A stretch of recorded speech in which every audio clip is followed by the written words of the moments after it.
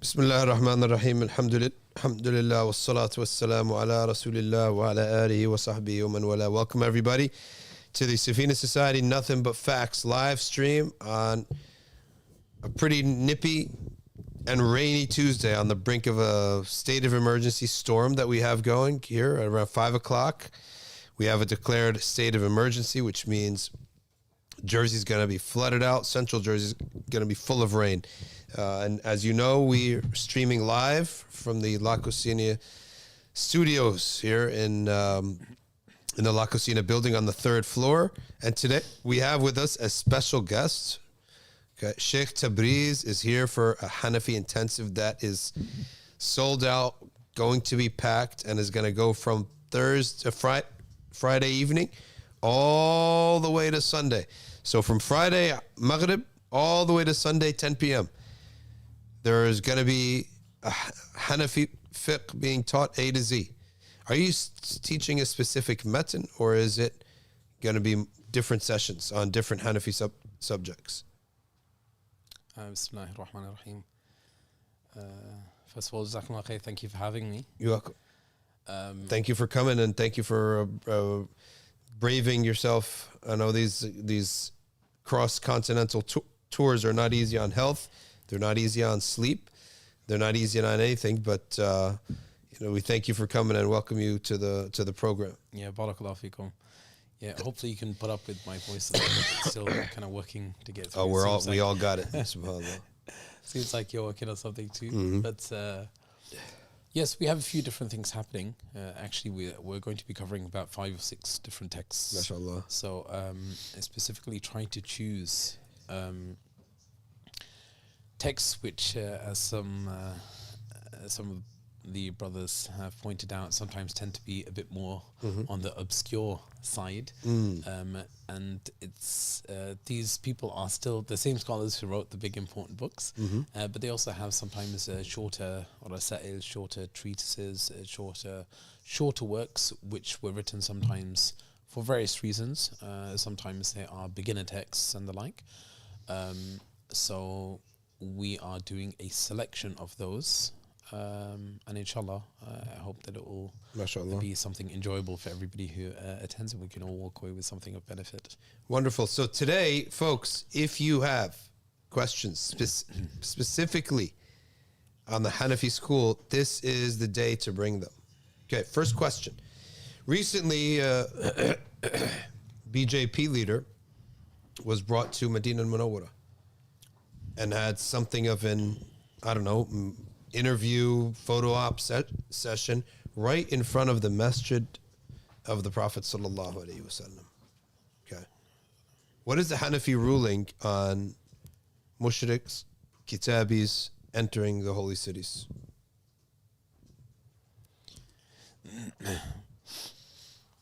So the Hanafis, they don't. There's no. Volume's good? Okay. Okay. So they don't have any specific prohibition against non-Muslims being present in the holy cities, right? So it is actually possible for somebody who's not a Muslim to be present in the holiest of cities. So both Mecca and Medina too. They can visit. Yeah, this is possible. What about entering a masjid? Can a mushrik, can a kafir enter a masjid? Yeah, so this is also possible, right? So it's also possible for them to enter into the masajid and stuff. And we're hopeful that some of these types of things, they're good for dawah purposes, right? So people can enter into the masajid, they see what's happening, and maybe they'll be influenced positively by that. In common understandings, it has been said that, or people commonly perceive that non-Muslims are not allowed to enter Mecca and Medina. What's the reason for that? Sure, it seems, of course, yeah. Hanbali fiqh or Maliki fiqh? Yeah, it seems like, of course, I'm sure everybody has seen those great signs when you're entering into the holy cities that if you're not a Muslim, then exit. Exit here. So certainly some of the madhahib do uphold that non-Muslims can't actually enter such places. And it's up to the authorities to decide which position they're going to be adopting with respect to these types of issues. So, in and of itself, it's not a problem according to Hanafis. Some others might deem, and they do, that it is a problem. So, and the authorities are those who are going to determine what's acceptable and what's not. So, the madhabs differ on entrance of non-Muslims into Mecca and Medina. Madhabs also differ on non-believers entering the mosque, period. Malikis do not allow non-believers to enter a mosque. You can learn about Islam elsewhere. What about residents in Mecca and Medina? Taking a home there and buying a home and becoming a resident. Unfortunately, I don't recall anything specific about this issue. So it's... I should probably withhold judgment. Okay. I don't recall seeing anything about it. Yeah, I'm not sure. Okay. Here's another question for you. Most muhaddithin, the 6 books, came from the parts of Mawara and Nahr area that were Shafi'i in their leanings. So we know that Bukhari and Muslim came in Shafi'i areas. Ishaq ibn Rahawayh, Bukhari's teacher, was loved Shafi'i and believed in Shafi'i's usul. This questioner is asking, why aren't there any major muhaddiths that were Hanafi? Like, why did this never happen early on? And I could extend it. I could say, listen, there weren't Hanbalis or Malikis either, right? The major six books were not. But why were there Hanafis absent in hadith gathering? Awesome. Could you pull this over? I need to bring it up. So Imam Bukhari is quite interesting because we actually did this. We had a session last night where we're reading something of a what was titled "In Defense of Abu Hanifa." It's like it's almost like some apologetic risala, which is defending Abu Hanifa from accusations of those who might accuse him and his madhab of not following the sunnah of the Prophet alayhi salatu wasalam. So it actually came up there, and it comes up in other places too, like Sajikli Zada, who was like a 12th century Ottoman scholar who mentions it in his Tartib al-Ulum. It's mentioned elsewhere in some of the Tabaqat literature, but Imam Bukhari is Bukharan, right? And Bukhara is a Hanafi city, right? It's Hanafis who ruled this place, so there might have been some Shafi'is around, but it's a key Hanafi stronghold and city. So even Imam Bukhari is probably ending up at a Hanafi madrasa maktab, kind of his early learning of how to practice Islam is going to be Hanafi. And then later on, of course, it's actually the Hanafis. They actually say it's Abu Hafs al-Kabir. Abu Hafs al-Kabir is one of the major students of Imam Muhammad ibn al-Hasan al-Shaybani, who was one of the foremost and youngest students of Imam Abu Hanifa himself. So it's the grand student of Imam Abu Hanifa now actually recognized some type of aptitude in Imam Bukhari for hadith. So he's the one who actually encouraged Imam Bukhari to tread this path of the muhaddithin. So Sajikli Zan actually mentions this to give an example of how teachers should be murabbin. That should be watching out for their students and giving them the kind of benefit and giving them the kind of nasiha which will be in their lasting benefit, not in their own personal interest. No, I'd rather you become a faqih, right? But they actually saw that he would be better suited for hadith. They actually sent him off. So that aside, we also know Imam Bukhari, of course, he was not a Shafi'i, right? He was like, they consider him to be like an independent mujtahid, as many of these early muhaddithin were. Some of them were kind of ascribed, right, to the Shafi'is, like perhaps Nasa'i and some of these guys. But But we can say their usul was the ahad hadith, right? sure, there's some correspondence there. Yeah. So, but it's like you said, to be honest, like where the Malikis, right? Yeah. So where's everyone else? It's right? not like everyone was on a level, Right. and then say, okay, let's go gather hadith, and only one group went. Exactly. It's quite the opposite. Right. It's because a Shafi'i elevated the ahad hadith. Okay, that's what drove the those leaning to that fiqh, okay, to gather hadith, right? It's the opposite. So it's the Shafi'i school that they're also, for some people who are listening, and make sure that maybe they don't know what we're talking about. The difference in the four schools of thought, the biggest difference that puts a separation between the first two schools and the second two schools is the ahad hadith. What is the ahad hadith? It's a sound report back to the Prophet that comes from only one, maybe two sources, only. Okay? The Hanafis and Malikis, they did not view this as the strongest source if it contradicted the practice, the wider spread practice of the companions and the next generation, be it in Medina or Kufa. Okay. The Shafi'i said, no, this is the strongest, stronger than anything else. Which really leads me to the next question that I have for you.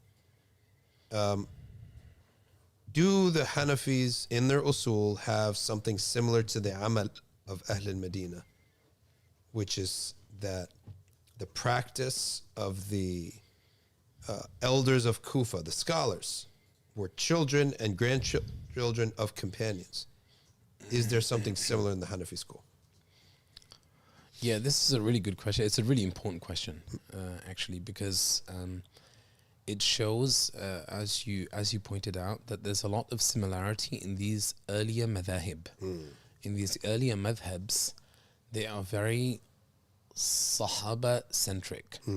As you also pointed out, there's a lot of emphasis now on these singular quote unquote reports, the khabar wahid, which manifests in some of the later traditions, later madhabs, such as, of course, epitomized by Imam Shafi'i radwanullahi ta'ala alayhi.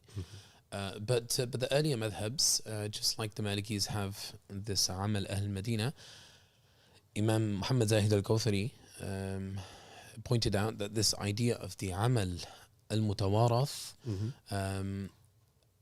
a Kufan amal, at some level is also something that's part of the Hanafi tradition, except there's one thing which would perhaps distinguish Abu Hanifa's way from perhaps Malik's way, something which again I made a comment about in yesterday's session, which is the idea that Abu Hanifa is a bit more open to taking the sunnah, right? So if the Sahaba are doing something, it's representative of sunnah. This is the point. That it's not necessarily a khabar wahid, a singular report, but it's more the fact that the Sahaba of this place are, or the students of the Sahaba are behaving in a certain way, and they are the beacons of sunnah. So he is open to taking sunnah from the Meccans, right? From the Medinans, from the Kufans, right? So he's not restricted by place. He considers all of these people to be fuqaha. But there might be a stronger influence, like a Kufan influence, right? So his Kufan influence is certainly there, but he's not restricted. Like if you go back to see, sometimes if you trace it, sometimes Abdullah ibn Abbas, for example, is trumping, for example, Abdullah ibn Mas'ud, right? Not literally, but you get the idea. There's choice happening like this, and this is all part of ijtihad. So you're not actually limiting. Right. They don't limit. Right. Kufa as the spot. Right. Because there's no reason to limit Kufa. Medina, you could say, has its virtues and has things said about it, so that would make sense. But Kufa, excuse me, so it's not limited. But there is a concept that there's actions that happen that there is a type of consensus that would override a single chained hadith. Correct? Same concept. Absolutely. Shafi'i came and he said, no, none of that. it's the single chain hadith, and that's it. So when we talk about this, then it's the Shafi'i's love of that concept and belief in that concept that drove Shafi'is to be hadith collectors. Okay, so nobody should get this mixed up and confused, that as if to say that all the madhabs had their opportunities, but only the Shafi'is ended up being the best authors of these books. So it's not the case. That's not what happened. Okay, now let's talk about another subject. We're going from usul to furu'. We're going various different subjects. You have a, mashallah, Hanafi expert on board, and people really want to know. Is the ittisal, we now go to the chapter of slaughtered meats. Is the ittisal of the hand to the knife a prerequisite in Hanafi fiqh for slaughtering, such that if it was a machine and I had a camel over there or a sheep over there and I have it controlled and the knife is right there and I could hit a button and that knife will surgically cut the throat, and I say, Bismillah, click the button, and it happens. Can you tell us if the ittisal of the hand to the knife is necessary?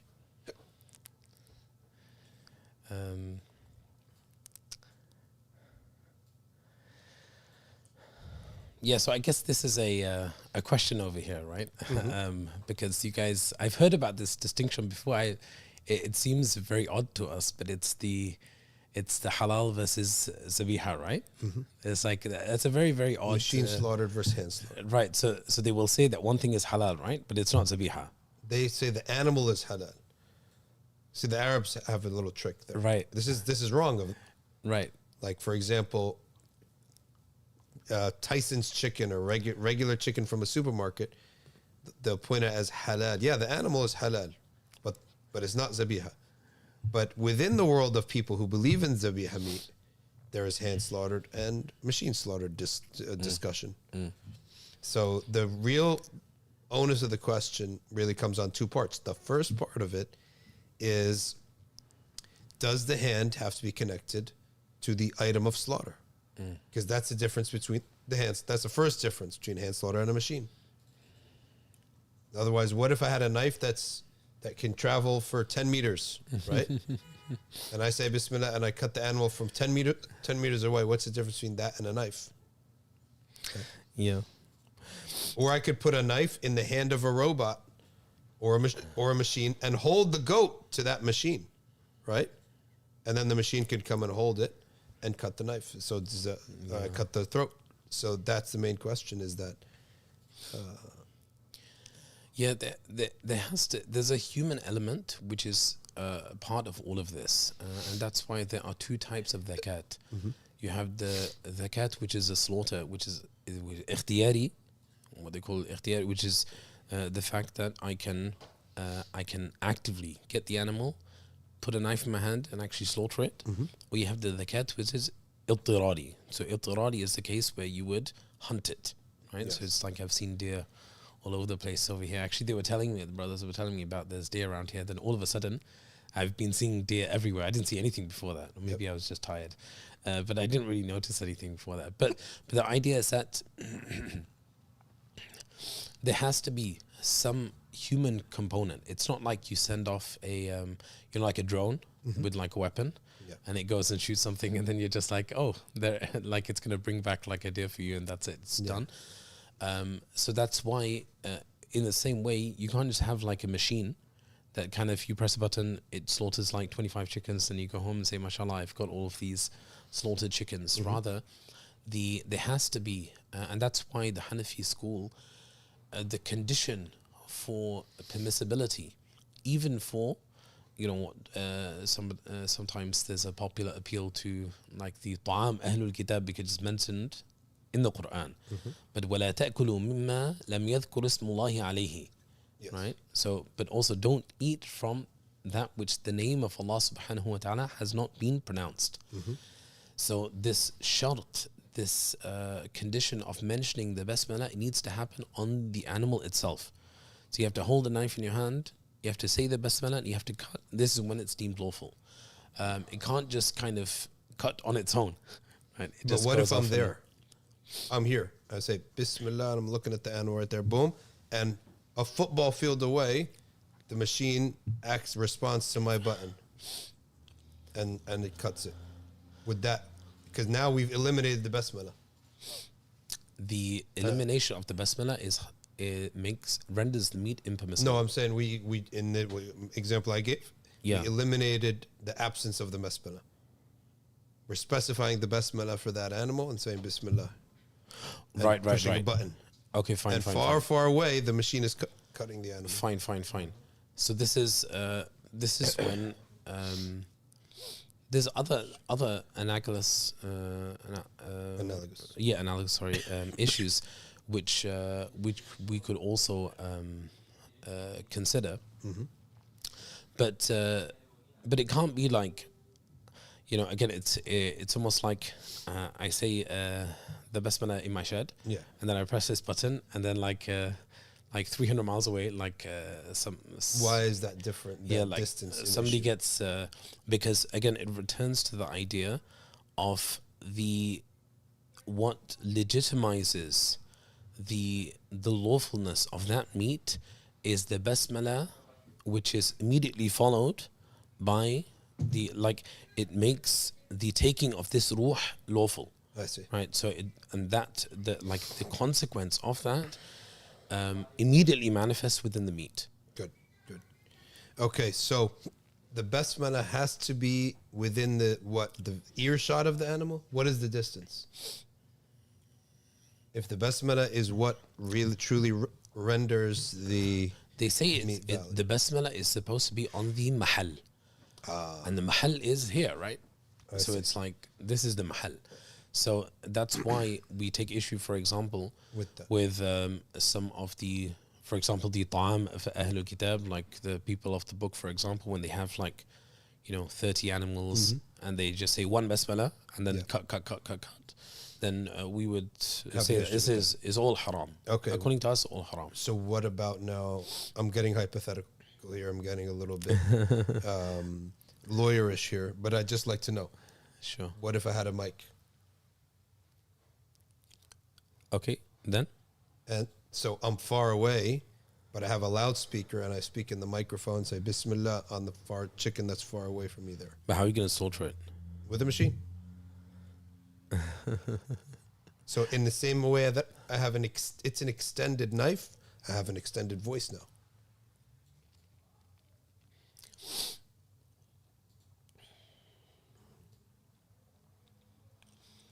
Is it possible to make an argument for something like this?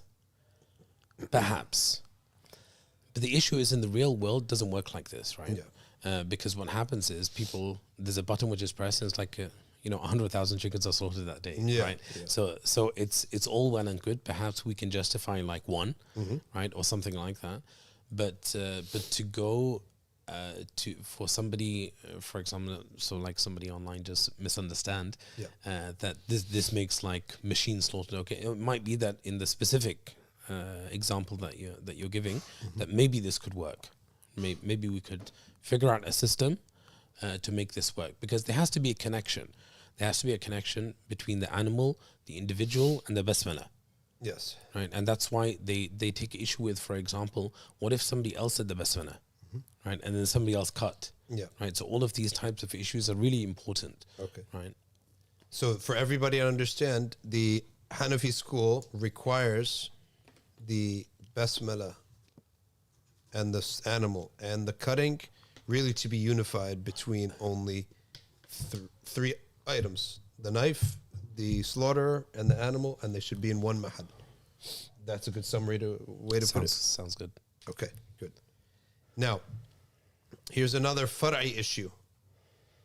The khuf is an exception, right, to wudu.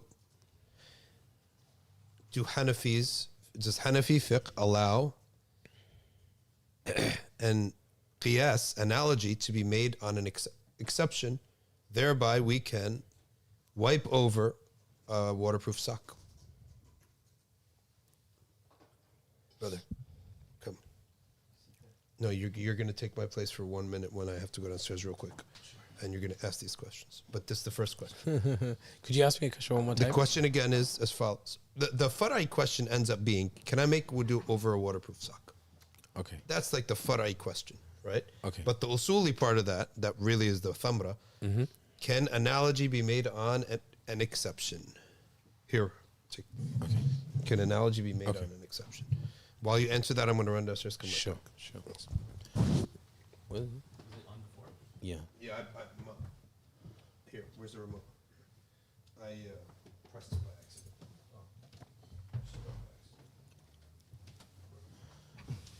Should I carry on? Yeah, carry on. Okay, so there's two things here.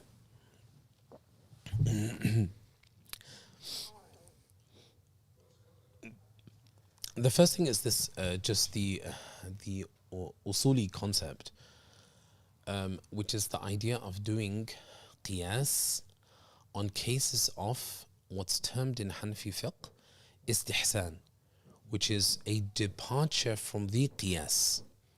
The qiyas is the normative legal ruling, and the istihsan is a departure from that.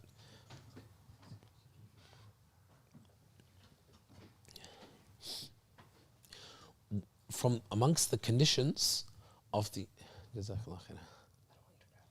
Can I put it on the table?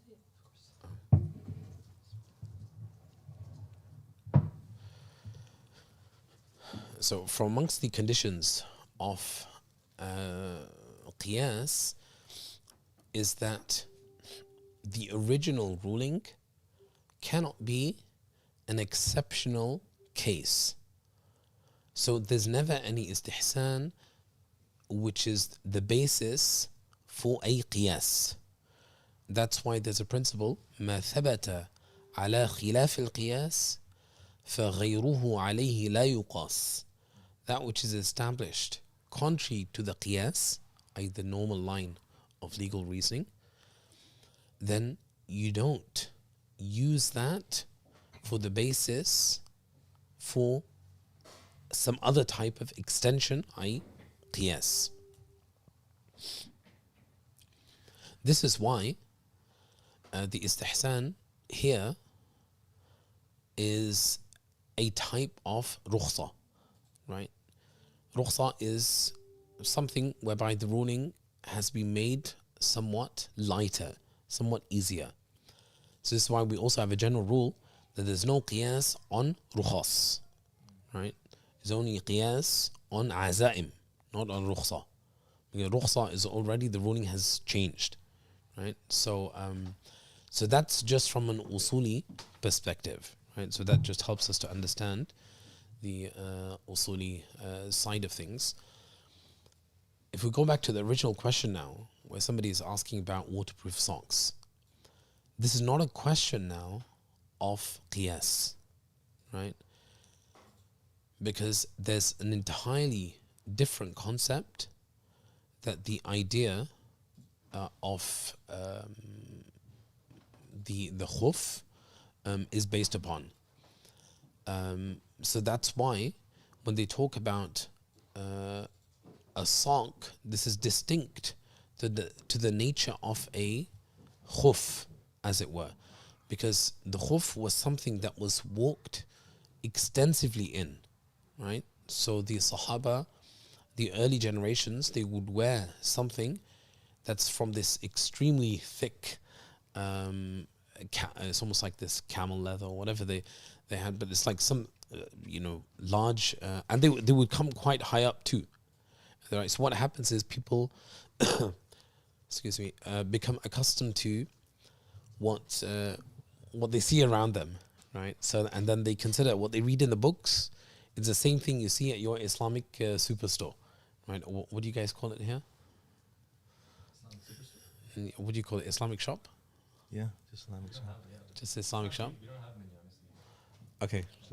So it's like that. So it's like what you see in there, and somebody says waterproof sock, and it's like, quote, like in brackets, like khuf, right? And it's like, and everybody thinks the same thing as in the thing.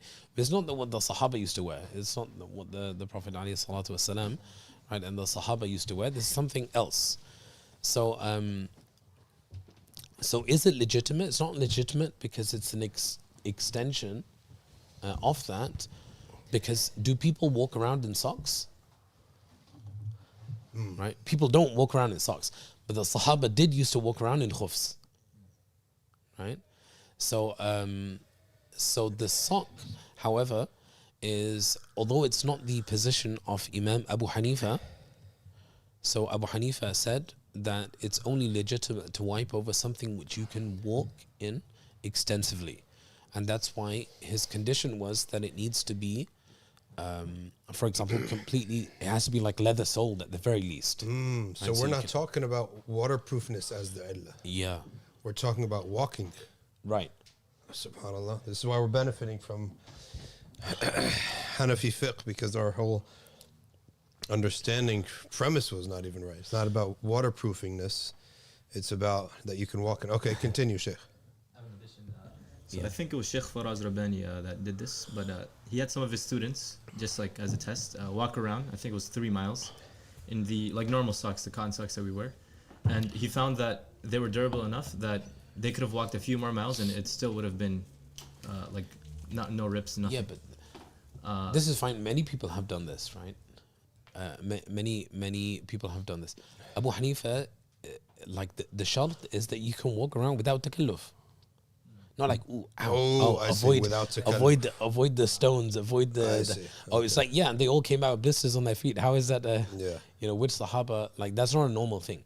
That's why the equivalent of what the Sahaba, when we have classes and I talk to people about the khuf, I show them examples of like the kind of boots that you can buy in the high street, or whatever the equivalent of high street is over here. But you know, the popular kind of boots that people wear. Yep. And it's like, and these types of things are actually more representative of khufs from the time of the Sahaba, right? So this is the kind of thing that they would have been wearing. Now the Sahibain, the 2 main companions of Imam Abu Hanifa, Abu Yusuf and Muhammad, they were a bit more expansive. How so? On the basis of another istihsan, which is that no, not only can you wipe over khufs, like Abu Hanifa said, but you can also wipe over socks. So what is a sock now? Again, the sock is not just everything that we wear. Again, it's not exactly like the same thing that we wear, but it was something that was worn in which is not used for walking. Like, you don't walk in it. Yeah. You Protect put warm your foot. Yeah, you keep it's some other benefit. It keeps your Yeah. foot nice and warm. It protects you from like the coarseness of the leather if you're wearing like khufs or something like that. So, well, not khufs, but whatever, like a sandal or something. You know, the harshness of the desert. You know, perhaps like the sand and so on. So your feet are going to be protected. So some fa'idah in it. There's some benefit in it. So so because of this, what they termed thick socks, they deemed that to be acceptable. This is a position now of the Sahibain, right? So they said this is okay to wipe on. So it is that which a person can walk around in the streets without takalluf. Takalluf means burden, correct? Right. So this So is that's the analogy. this is Abu Hanifa's position. This is why if you're wearing boots and you're out and about, you can wipe over them and you can just pray. I see. You don't have to remove them and pray like but now practically people will buy like as you mentioned, like or as the questioner asked, like waterproof socks, right? Because it's more convenient, right? Because they might enter a mosque, right? So then I can continue to wipe over them. Okay. So this is like the benefit of being able to access something like that. Follow-up questions. Does the leather of the shoe that the person's wearing have to be, or really, here's a better question. See, the question is half of knowledge, right? Does tanning non-zabiha leather render it pure? Render that leather pure? Because if I take an animal that's dead or was not slaughtered properly, that's najis. The whole animal's najis. Now we come to the question, does tanning that leather purify that najasa? Such that we can now use it, wear it, pray with it. So you just made me pray over that kangaroo Yes. skin over there. Yes, I did. Oh, subhanAllah. So I hope that was a halal kangaroo. Shout out to Basim from Australia. I just prayed You're on going to like get punched if you try to slaughter a kangaroo. You have to hunt it. Bismillah. Psh. Yeah. So I just prayed on like a kangaroo skin, but so we deem it to be permissible, right? So as long as it's tanned, even if it was like a dead carcass that you found somewhere, you remove the skin and you tanned it properly. This would be acceptable For to everything. Use and salah. for use, salah, for wearing, for everything. It's completely tahir. Okay. And does the matter that's wiped upon doesn't even have to be leather. It could be partially leather, partially rubber, partially Yeah, so Abu vinyl. Hanifa, Abu Hanifa has no condition of leather. He says his condition is as long as you can walk extensively in it. As long as you're walking extensively in it, it can be anything. It's a beautiful madhab, I have to say, because that it does really make sense, right? You guys hear that? Make sure you cut that bit It out. really does make sense. It's something that you walk in it, and it has to cover your ankle, of course. Does it have to cover your ankle? Of course, you have to cover the entire area. And that's why this it's good for both men and women, right? Because even ladies wear like longer kind of boots and the like, so they can also take advantage of these positions too when they're out and about. Now, of course, if he takes them off, it's akin to breaking the wudu. He has to have wudu on first, then wears them. Of course. Then he takes them off. He's got to redo a whole wudu, correct? He's got to just wash his, if he If still broke has wudu. wudu, If he broke wudu. if he broke wudu, then he have to do the whole thing, yeah. Okay, good. But if he had wudu and he took them off like accidentally or something, he'd have to wash his feet. Wonderful, wonderful. Okay, next question now. We are headed to the subject matter of the prayer. Okay. Does the Hanafi school believe or hold, I don't want to say the word believe because that sounds like aqidah. Does it deem the follower's prayer valid if the imam's prayer is valid in any other school? So that's a principle. Does the Hanafi school uphold that principle? That if the salah is valid in your madhab, O Imam, Shafi'i, Maliki, Hanafi, Hanbali, then it's valid for me as a follower of the Imam. Does the Hanafi school observe that rule or not? So the Hanafis would say what counts is your madhab, not the madhab of the Imam.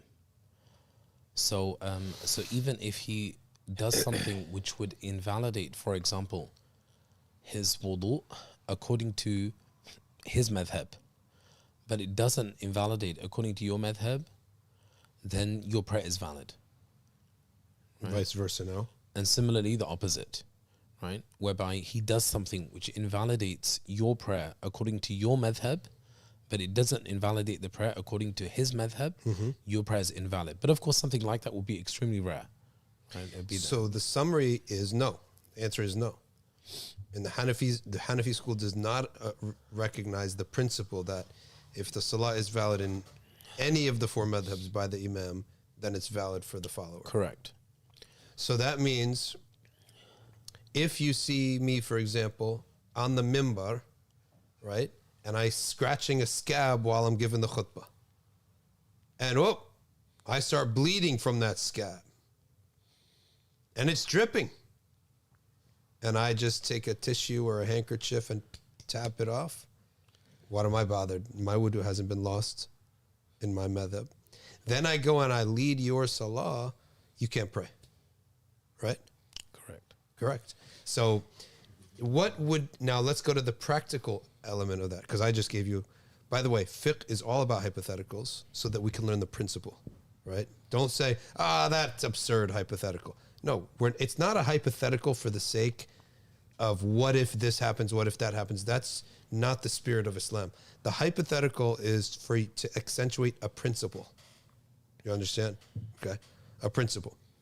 So practically speaking, what is something that would invalidate the salah according to the Hanafi school, but not according to the other schools? Bleeding aside, because I already mentioned bleeding. In practice. To be honest, I mean, the Hanafi school is, the integrals are only few. Right? It's only like 5. Right? So it's very straightforward. So it's actually quite difficult to break the prayer. Only the bleeding one, right? What about getting corrected? If he says if he starts talking in the salat or something, I'm not sure if any madhab would validate that. If he gets corrected, okay. I mean, what do you mean? How so? He got corrected. He's not talking. So someone outside of the salat corrects the imam in salat. Yeah, perhaps this would be a case, yeah. So for example, somebody who is not part of the congregation, right, corrects the imam because the imam, nobody in the congregation is helping him. Perhaps he's kind of stuck in his recitation. So somebody says it, like a passerby or something, and then he takes it. Then this would invalidate. So maybe he thinks it's fine, but for the Hanafi, this would invalidate his salat, right? Okay. Wiping on the sock would also not be an acceptable wudu, correct? Not acceptable. Wiping on this, but it depends on the nature of the sock, right?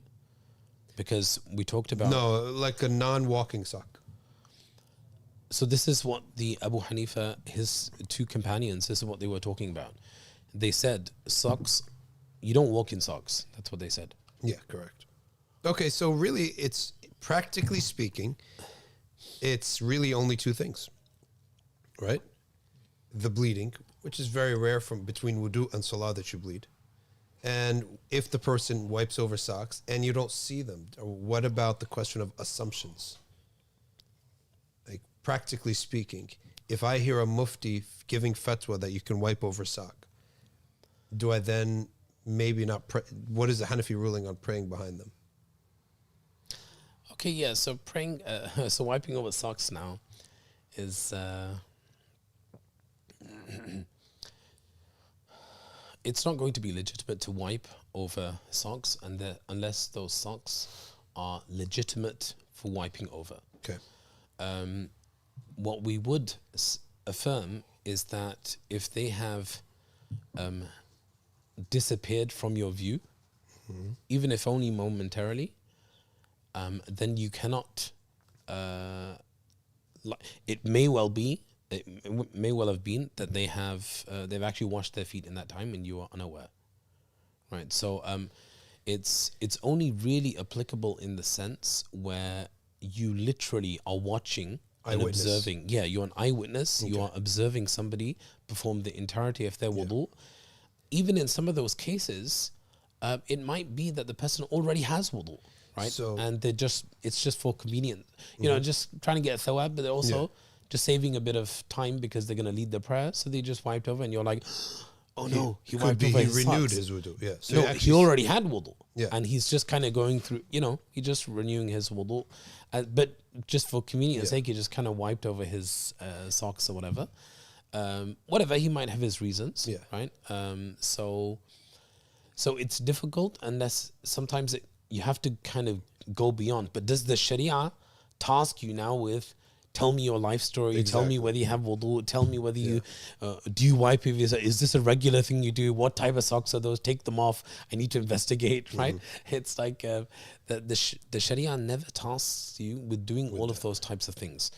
So the normal basis, the operating assumption is to have a good opinion of people, unless you have strong reason, right? And you're an eyewitness and everything as we talked about.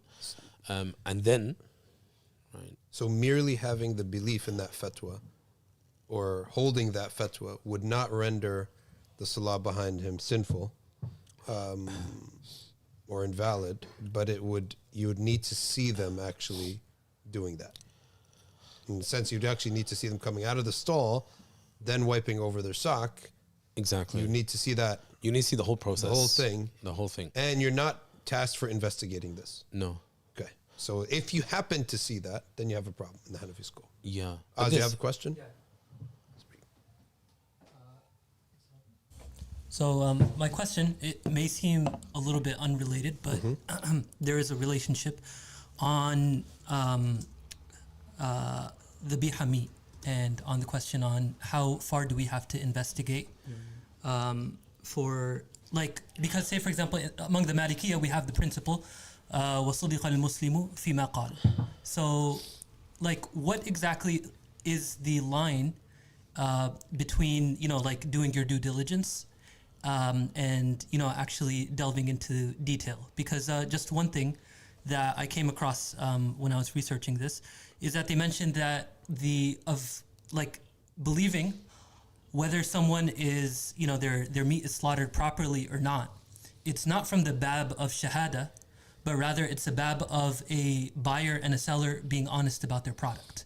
So it's two different things between believing someone on halal meat versus believing their testimony and whatnot. I don't know if that question is completely clear. Can you repeat it? So the idea is that how far do we have to go?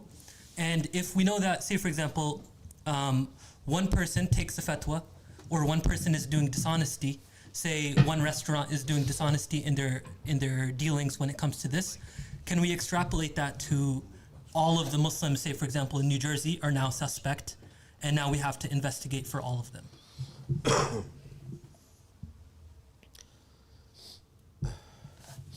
Yeah, again, the Zabiha question is we term this to be a khabar dini. A khabar dini is a religious report. It's like somebody telling you, for example, that this place is tahir, you can pray here. The month of Ramadan has begun. Asr time has started, right? And so similarly, saying that this meat is halal is a khabar dini. So if an upright Muslim tells you that the prayer time has started, or that this place is tahir, or that this meat is halal, this is fine, you can believe him. There's no problem with this. The issue, however, in these types of eateries and restaurants and takeaways and all of these types of places, they're not slaughtering. So there's like a chain. There's a whole chain, exactly. It's like a whole chain of 5 or 10 people between them and the actual slaughterman. Right, so one guy slaughtered it, and then another guy boxed it, another guy put it in the lorry or the van, another guy delivered it, another guy dropped it off, another guy handed it to the butcher, right? So, and then the butcher cuts it, and then the butcher gets offended when you say, "Is it halal?" Yeah. Right? But it's like there's like 5 or 6 people. How do you know, right? So it's like it's one thing to say that we believe if you slaughtered it and you tell me it's halal, I'm going to believe you, right? But that's assuming that you have adala, because the question of somebody being an upright Muslim is also important. An upright Muslim is somebody who is not publicly and openly corrupt. So if you don't pray, right, and if you don't fast Ramadan, or if you engage or you're drinking alcohol, you're doing anything which is from the kaba'ir, right, any of the major sins publicly and openly, then there's no reason for anybody to believe that what you say is true, even though you might be telling the truth on this issue, because these types of things are signs that you have no religious concern. Right? These are signs of fisq. So how do you know, brother? It's because I know the brother, delivery guy. He's a good guy. Yeah, he's a good guy. Yeah, you know him. He's a fasiq, right? And then it's like, okay, well, like it's like hadith. So what do? You have to check the next guy. Then we check the next guy. And it's like everyone's like an upright guy. And then it's like, we know the guy at the end, he did the slaughter. And this like sanad is sahih. Then you can say, yeah, the meat is halal. Because the asl is hurma. The asl is that meat is haram. So it has to be proven halal. And the Sharia obligates this kind of, to what degree does the Sharia obligate that research? Well, in a time when people continue to consume blindly, fulfill their shahawat, even in the UK, even recently, Muslim students in just a public school were being fed what they thought was halal meat. It was all haram. Subhanallah. It's still happening, like it's 2024 now. Subhanallah. But it's like, you'd think that this stuff was happening like 20 years ago, 30 years ago. And still outside those circles, speak to people in the industry, there's still a lot of dodgy stuff. I was telling some people recently, it's like, if you look at some of the stats, Muslims make up a tiny percentage of the population of the UK, but they consume a massive amount of the meat. So they know, even the non-Muslims know that these people are massive customers, right? So it's easy for people to kind of want to get get their piece of the meat, right? Excuse the pun, but so you have to be very careful. Like, why is it that meat is not a necessity? right? So just be careful, right? And then, people, then they complain, right? It's like, oh, I can't get married. It's like, my du'as are not answered, right? I have troubles in my life. I said, yeah, because the Prophet ﷺ told us, right, the story, رَجُلٌ أَشْعَث أَغْبَرٌ يَمُدُّ يَدَيْهِ إِلَى السَّمَاءِ, right? He's disheveled, dust color, covered with dust. He extends out his hands towards the sky. يَقُولُ يَا رَبِّ يَا رَبِّ, right, pleading with his Lord, oh my Lord, my Lord, my Lord. وَمَطْعَمُهُ حَرَامٌ. The first thing the Prophet ﷺ said, but his food is haram. وَمَشْرَبُهُ حَرَامٌ, and his drink is haram. وَمَلْبَسُهُ حَرَامٌ, and his clothing is haram. فَأَنَّا يُسْتَجَابَ لِذَلِكَ. How on earth will such a person be responded to? Right? And so it's like, do your due diligence, right? So, and don't just, and that's why we need to develop like institutions and support institutions that are kind of working to verify these types of things. These are very, very important for us as communities. So you need to know that your restaurant owner or the manager running the restaurant or some sign of testimony from them, and they essentially are not just, they're vouching for you for the Senate, the whole Senate, right? So that's how you're going to operate. You need to make sure that if you enter a restaurant and he's selling part alcohol and part meat, then it's going to be, you're going to need more information, because it is fathomable that the manager of the meat is righteous, or of the cooking part of the restaurant is righteous, but the owner said, all right, we're putting a bar on the other side. So it is fathomable that meat is still halal, but you have to put in effort in finding out who is running this restaurant, who can vouch that this is truly halal, right? And that's what you have to do as a Muslim. Now, let me ask you another question before we get to Asif Ahmed's going berserk here on the chat, but because he said something that I find I'm going to disagree with right now. If someone does an action that is differed upon in the madhahib, that is halal for one madhab and haram for another, and does the Hanafi school downgrade that sinfulness? And he would not be a fasiq. For example, a guy comes in, let's say, at a restaurant, and he's openly eating a lobster right in front of me. Now, for a Hanafi, it's a different upon masjid. It's haram to do that in the Hanafi school. But would the Hanafi madhab deem him a fasiq for not following Hanafism in furu'ah? Or would he be, no, he's not a fasiq because he's a Shafi and he's allowed to do that? So the label of being a fasiq, an unreliable Muslim. Yeah. So this doesn't. It's not only about. It's not only about sins, actually. So fisq can also manifest through khawarim al-muru'ah, which are things that affect your uprightness, even if only customarily. So even if something is a minor sin, if it's done, like it's not a major sin, right? So something like that is obviously it's impermissible, right, to consume lobster, according to the Hanafis. So somebody who does that, right, on a regular basis, like openly, and the fact they become known for, eating it and so on, this might become like an issue. But as a one-off, it's not fisq, right? It's not it's never. You're not religiously corrupt, like just off the cuff, like, as it were. You have to be like known as such. Otherwise, the default is that people are religiously upright. That's why actually we go beyond this, right? This is why they talk about things like, what about eating publicly, right? So even now, I guess everybody would still agree that relieving oneself in public places is still, it's not haram, right, if somebody remains covered up. But the idea is that it's grossly inappropriate. Right? You mean go to the bathroom in the corner somewhere? Right, Like just like in a public, like people are walking down there. Yeah, like everybody would deem that to be like gross. Like go to the public restrooms. Like Yeah, like go to the restroom, not in the woods, like on just like in the middle of like where people are walking around, right? Just like in a corner somewhere. Yeah. It's like people still consider that to be like completely gross. So somebody who becomes known for doing something like this, right? This is also, right? They also lose their adala, right? So so there's different ways. So Okay, if I could push back on this subject here, a Shafi'i scholar, wonderful scholar, imam, righteous, upright, even people say he's wali min awliya Allah, but he does not do things that are necessary in the Hanafi school. He trims his full beard.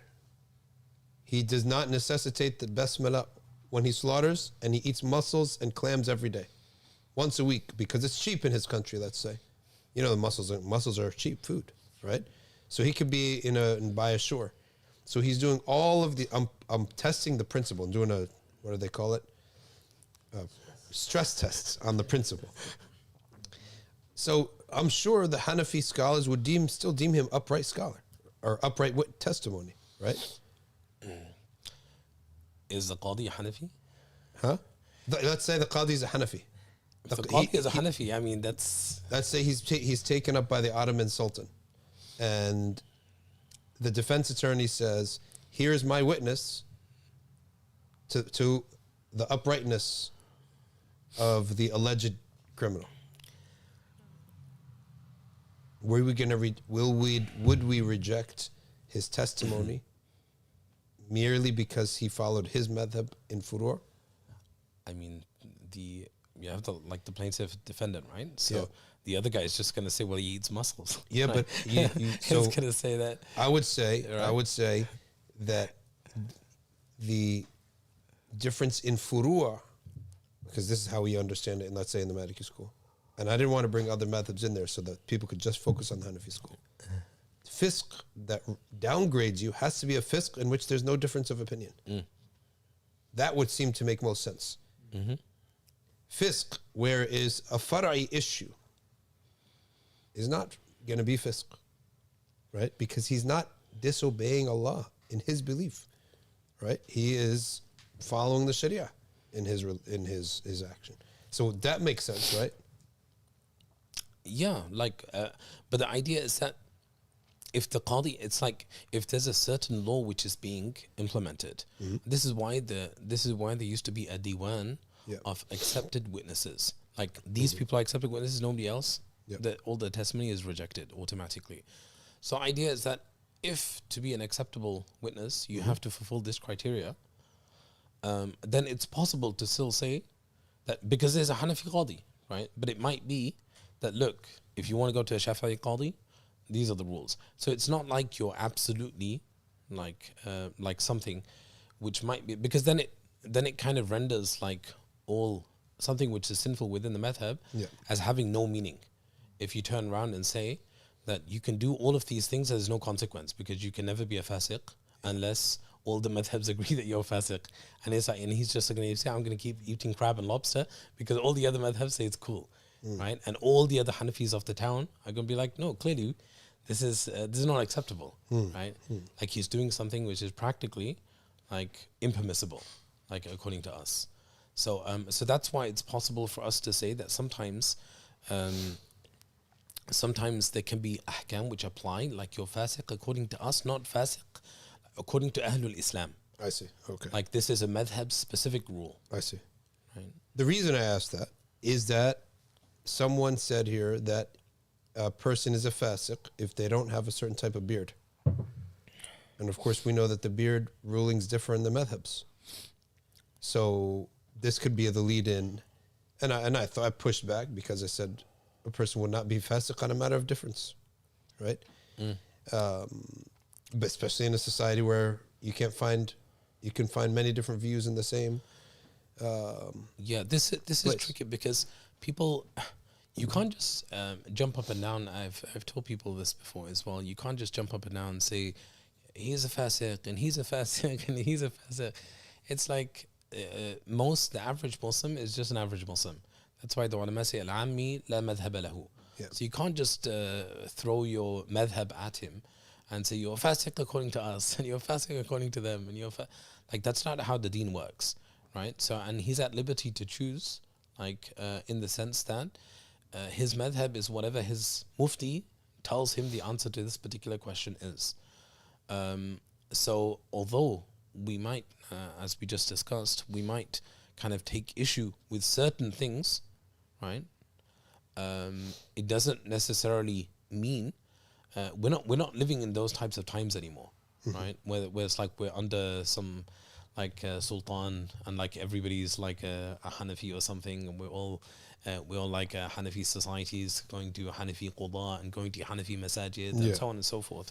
Maliki similarly, and the other madhabs. Like that's not the kind of world we live in right now.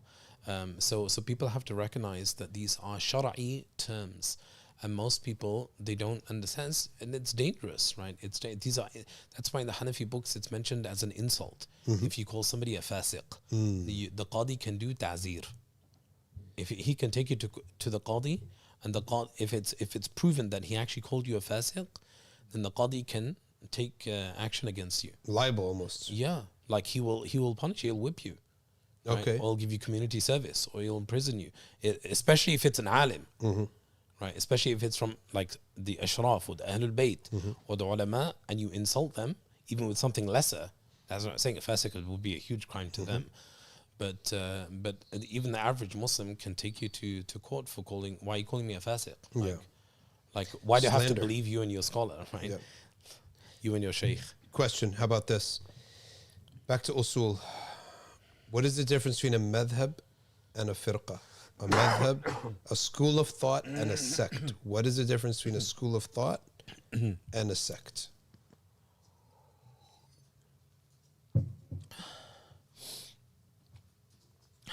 A school of thought, a madhab now. So sects. This comes up like in the famous hadith, right? That the ummah was split into these firaq. And there's the firqatun najiyah, right? The saved sect.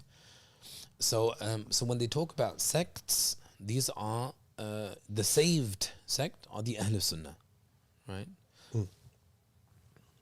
So sects now, there's a khilaf in aqidah. There's khilaf in aqidah. As for fiqh is nothing to do with aqaid. Right? Fiqh is all just now about practice. How do you practice Islam? And the ikhtilaf of the ummah is a rahmah.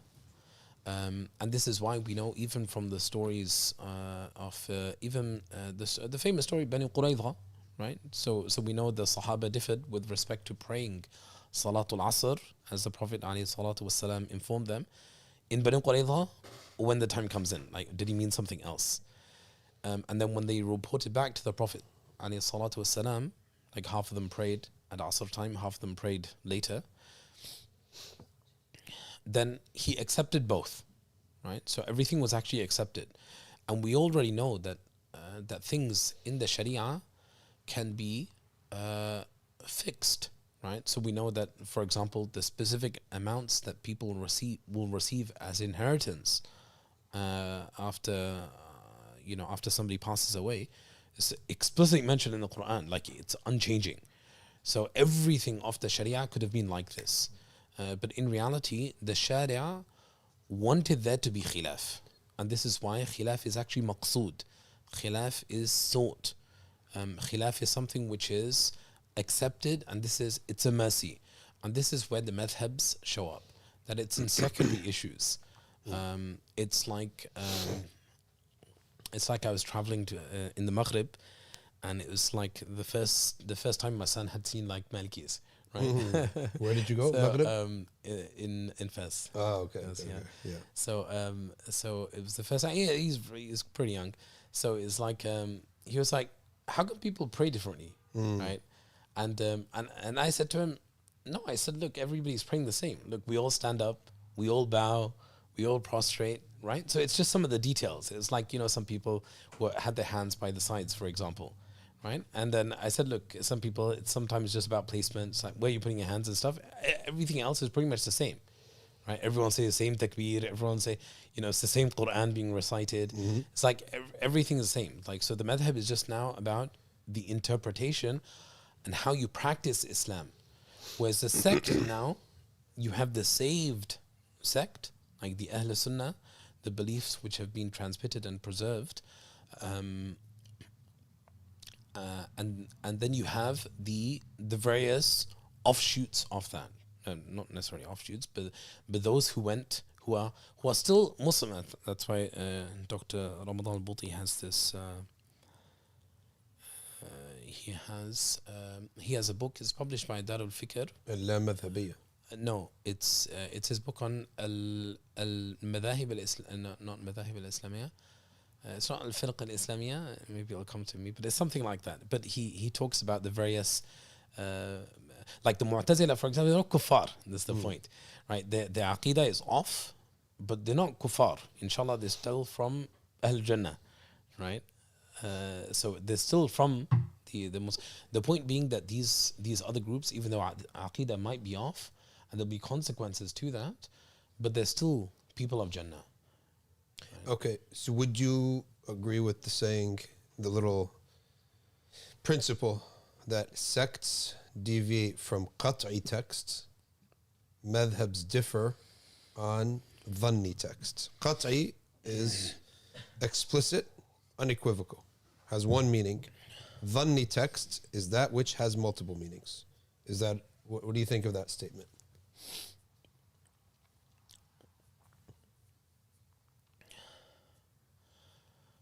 I think that works, because if there's a deviation from that which is qat'i, it needs to be qat'i in both its establishment and its indication. Correct. Its thubut and its dilala.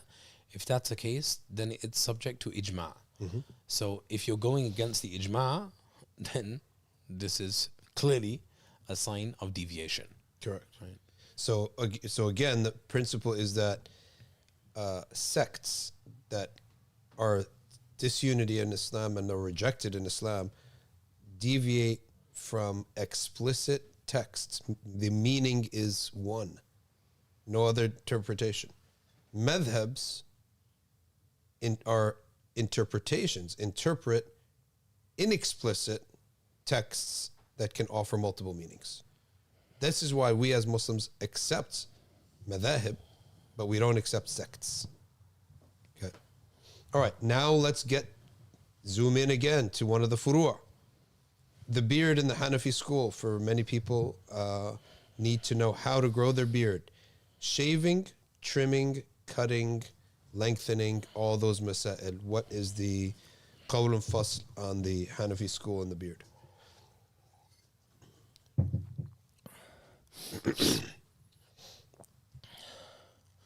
Well, it depends if you're a man or a lady. Because men should have beards and women should shave theirs off. They mentioned that. What if a lady grows a beard? So is it wajib to shave it, or is it mustahab? Right? So, but certainly if you're a man, you should have a beard. This is from the sunnah of the Prophet alayhi salatu wasalam.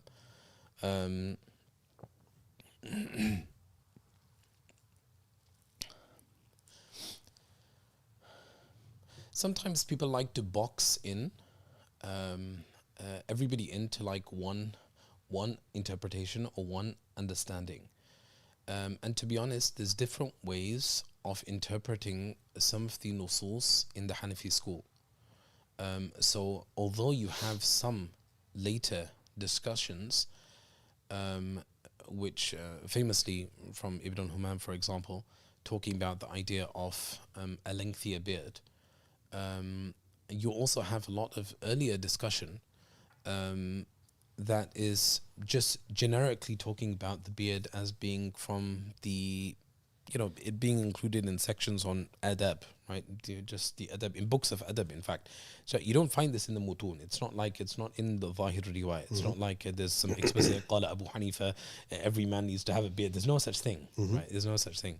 It's just part of adabul Islam. Right? Now, adab doesn't mean that, just like I mentioned before, that something can be completely like that somebody could become a fasiq by something which is otherwise permissible, like urinating in the street. It's not haram, right? But the idea is somebody become fasiq. So just because I mentioned adab here doesn't mean that adab is like, oh, it's just like a nice thing. Rather, adab can have levels too, right? So just because we say adab, it can be strongly emphasized, it could be lightly emphasized. Everything has degrees. There's nuance to everything. So so sometimes, so people should do what they are able to do, right? Should do what they're able to do. But you should certainly have a beard and intend to follow the Prophet ﷺ in having that beard. And sometimes length and the like is going to be dependent upon one's cultural contexts. So certainly in a context where the urf is to have a lengthier beard, right? This is the kind of context where it might be problematic for you from a religious perspective to have a shorter beard. And it might be in other contexts where having a shorter beard is more acceptable, right? And this is why you see this across, for example, lengthier beards kind of manifesting in like subcontinental kind of regions, and then everything to the west, they are invariably much shorter, right? So there's it's not like one person has a monopoly over the madhab and everybody else is like a loser. How somebody sometimes people like to present these types of issues. Rather, there's a fiqh fi din. And there's, just like we said, that these are matters which are dhanniyat. It's not like it's absolutely explicit, like Abu Hanifa said something. Rather, the ulama have explained something. There's nusus which are there within the madhab, like they are there within other madhahib, and there are ways to interpret. And this is why we also need to do fiqh properly, because part of fiqh is knowing that fiqh is not just about ta'abbudi ahkam, right? That ahkam that have no rationale. Rather, it's complete opposite of the Hanafi way. The Hanafis always talk about the idea of a rationale, and that's why even in the Hadith, some of the Hadiths which talk about the beard, they talk about mukhalifatul mushrikeen, right? So there's an idea of the nature of the ilal being and rationale being included even in the statements of the Prophet ﷺ. And then how did the fuqaha understand those statements? So nusus are there, right? But this is a lengthier kind of discussion, right? So you should consider your urf, consider the local scholarship, consider where you find yourself, consider what you can manage, and go in accordance with that. So someone can trim their beard is without sinfulness in the Hanafi school? Like I said, it's sometimes these types of things, they return to interpretation.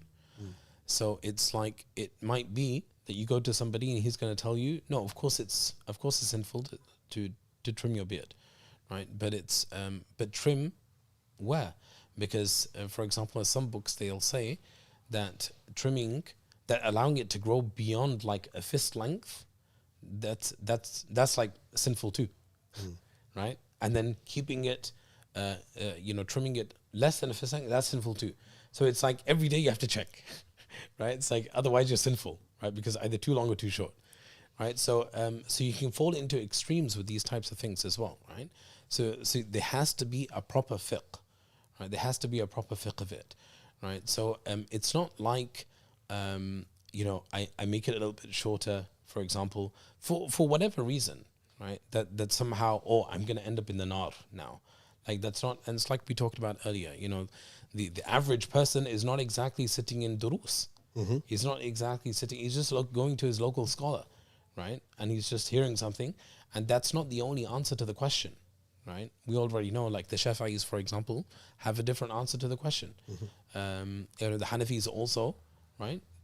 Again, like just because you're from the subcontinent, doesn't mean you have a monopoly over the madhab. There's lots of things that we could talk about. We could have a whole session like this on just like the Indian, the subcontinental Hanafi scholarship versus like the Shami, like Levantine Egyptian Hanafi scholarship. And there's many differences, right? And it's easy to label the other side as being, sellouts, right, as it were, as not following, not following the madhab, right? And it's like when you pull up, like when, the other side, for example, is not necessarily following madhab, then people start scratching their heads, right? So maybe it's not this issue, but maybe it's other issues, right? But it's like, but people like buzzword Islam and catchphrases and stuff.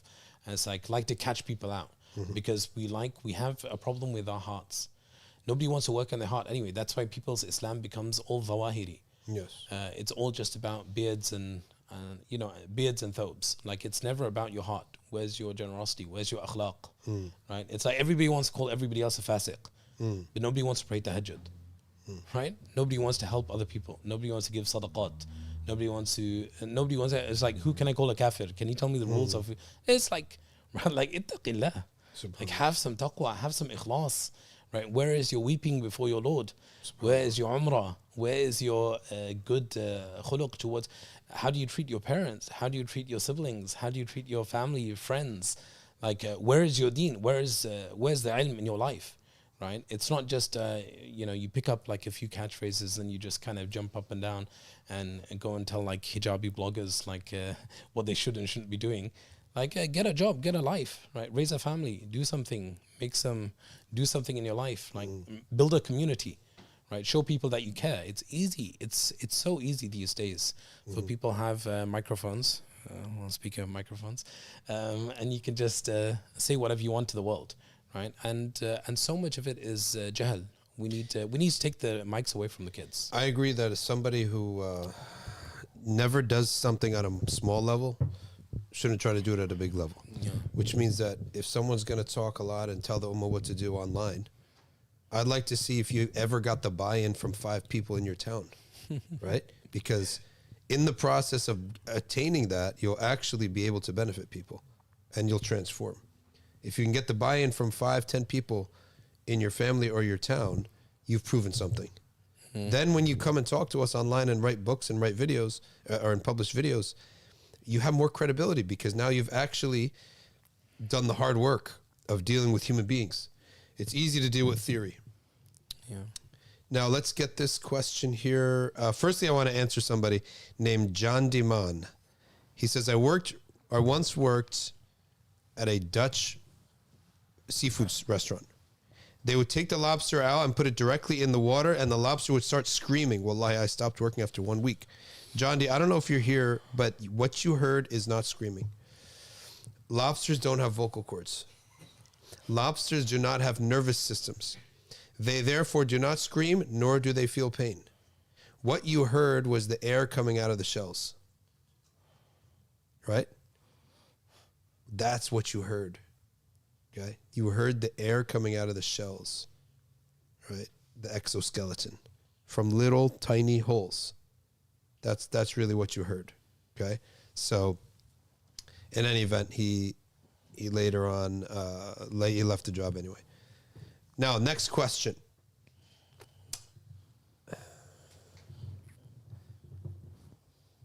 When can a Hanafi take an opinion from another school of thought?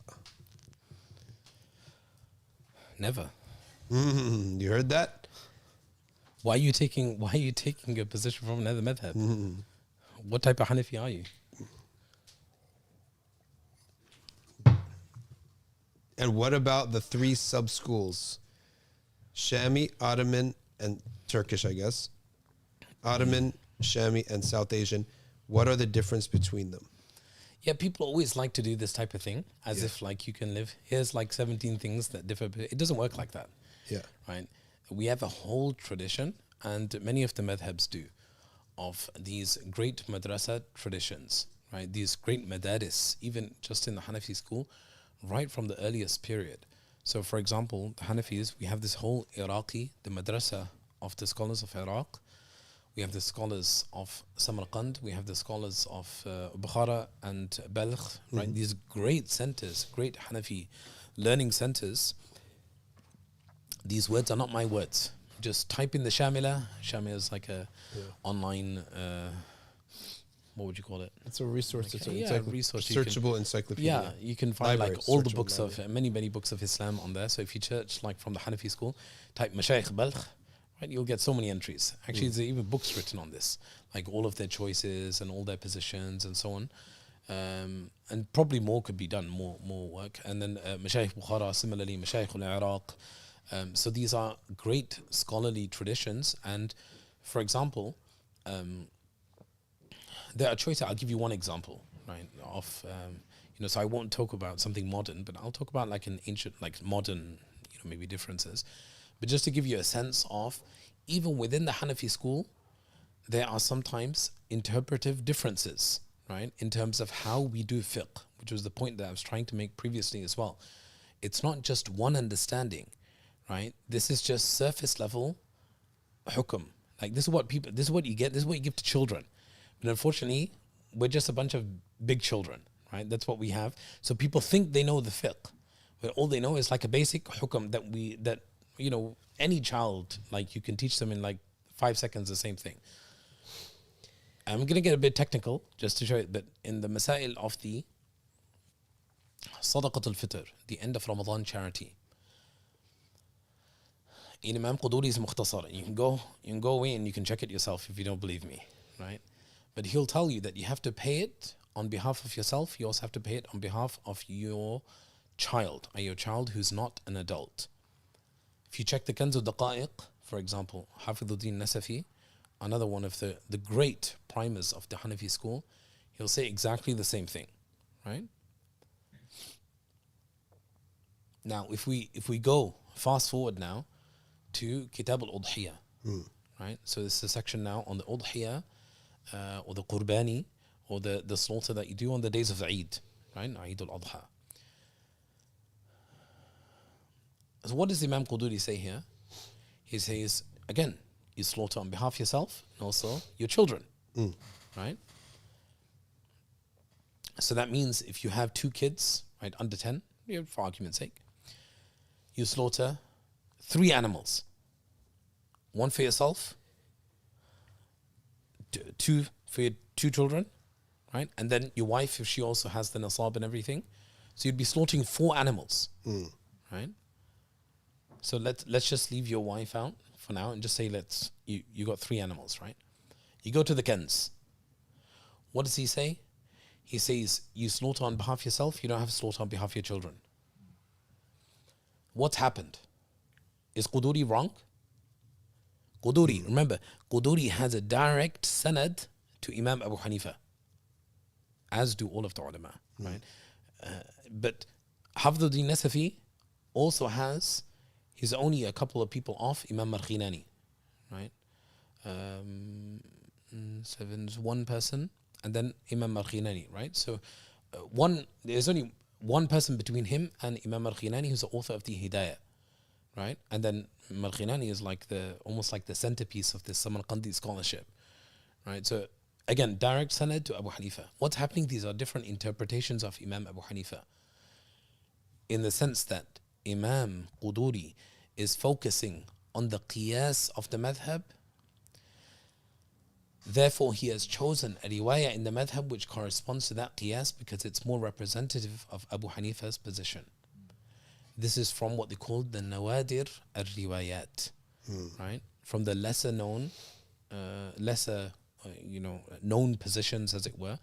They didn't spread as much as what are termed the Zahir riwayah. Zahir riwayah are the group of books which contain like the heart of the Hanafi school. Muhammad ibn Hassan al-Shaybani, he wrote them, and they were compiled from the Diwan, right? From what they call the Roznama, where they wrote down the positions after they had discussed them with Abu Hanifa. So he gathered them from that and other sources, compiled these 5 books. They are called the Zahir riwayah. So these are like the chief books in the Hanafi school. So what did he put in the Kanz? He based it on Zahir riwayah. What did Imam Quduri base it on? Based on Nawadir riwayah. Who's right? They're both right. How are they both right? These are conflicting rules because there are differing interpretations of Imam Abu Hanifa. There's not one correct answer for every single issue. There are different answers, and there are many, many issues that we could talk about. But unfortunately, people again fall into this trap because it's somehow presented to them like this. They imagine that there's only one right answer. Another answer I was talking about with some of the brothers recently was this idea of, for example, can children lead the Taraweeh prayers? Somebody who's not an adult, right? So again, there's not one correct answer in the Hanafi school. There's multiple answers. The Mashayikh of Balkh, for example, said, yes, you can, right? There's no harm in a child. And again, I don't want to get so technical, but they have their reasons. Because, they have their reasons. And then the Mashayikh of Bukhara, Samarkand, they said, no, you cannot, right? Again, what's the correct answer in the Hanafi school, quote unquote? This is not how you are, this is not how you become Hanafi faqih. If this is how you think, that, like all of these Balkhan great authorities of the madhab, they didn't know what they were talking about, and only the guys in Bukhara knew, right? Whereas they're thinking the same thing. It's like Abu Ja'far al-Hundawani and the Shaykh of Abu Layth al-Samarqandi. Like, if you don't think that these people knew the madhab of Abu Hanifa, like you have a problem, not them, right? So this is the issue. It's like we have very superficial understandings of the madhab, of the fiqh, of the masail, and then we like everything to be nicely boxed and packaged and like with the bubble wrap on top, so we can now say that, look, I'm a lovely, like, this is a Muslim, this is my little package, and like, and you're kafir and you're fasiq and you're this and you're this, like, it's just me in my little box, right? And it's like, just respect yourself, respect the ilm, respect the ulama, do the work, right? Study, change your heart, right? And let the ulama do the work of ilm, right? And don't think that just because you heard some scholar say something that you understood everything that the entire madhab tradition had to say about this one, because sometimes answers are given, right, for a particular reason. Right? That's why I gave a talk just a few days ago at a mosque, and somebody asked me about fatwa, fiqh and fatwa, right? So I explained that fatwa is a contextual response to a question.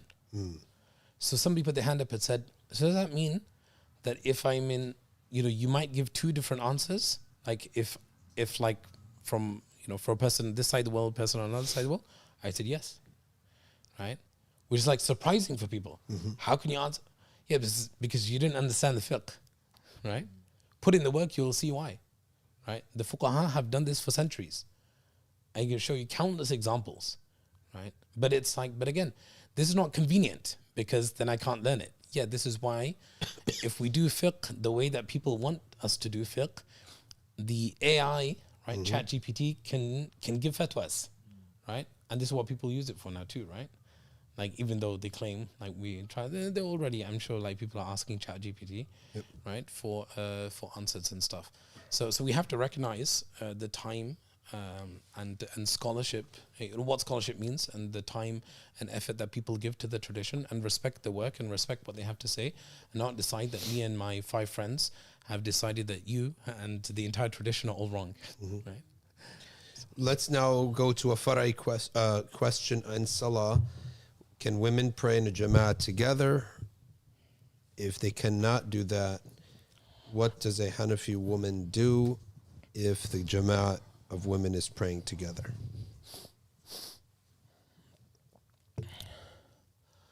So congregation in the Hanafi school, again, is khilaf al-qiyas.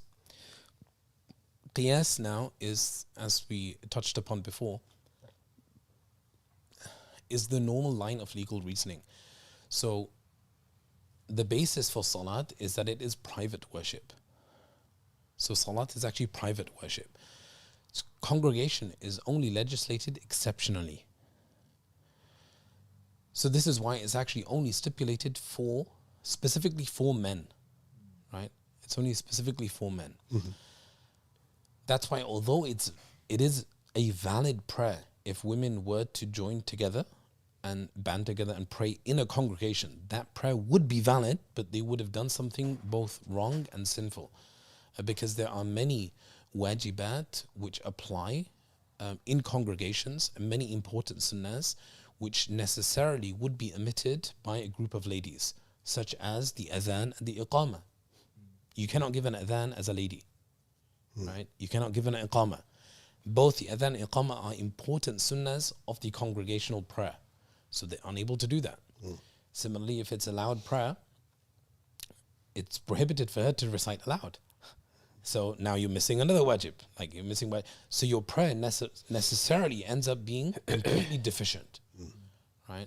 So this is why and that's why she attains the full thawab by praying alone, right? The thawab that the men get by praying in the congregation, she attains the exact same thing, exact same thawab, with everything that's mentioned in the hadith, right? Of the prayer being multiplied 25 or 27 times over, just by praying alone in the depths of her home.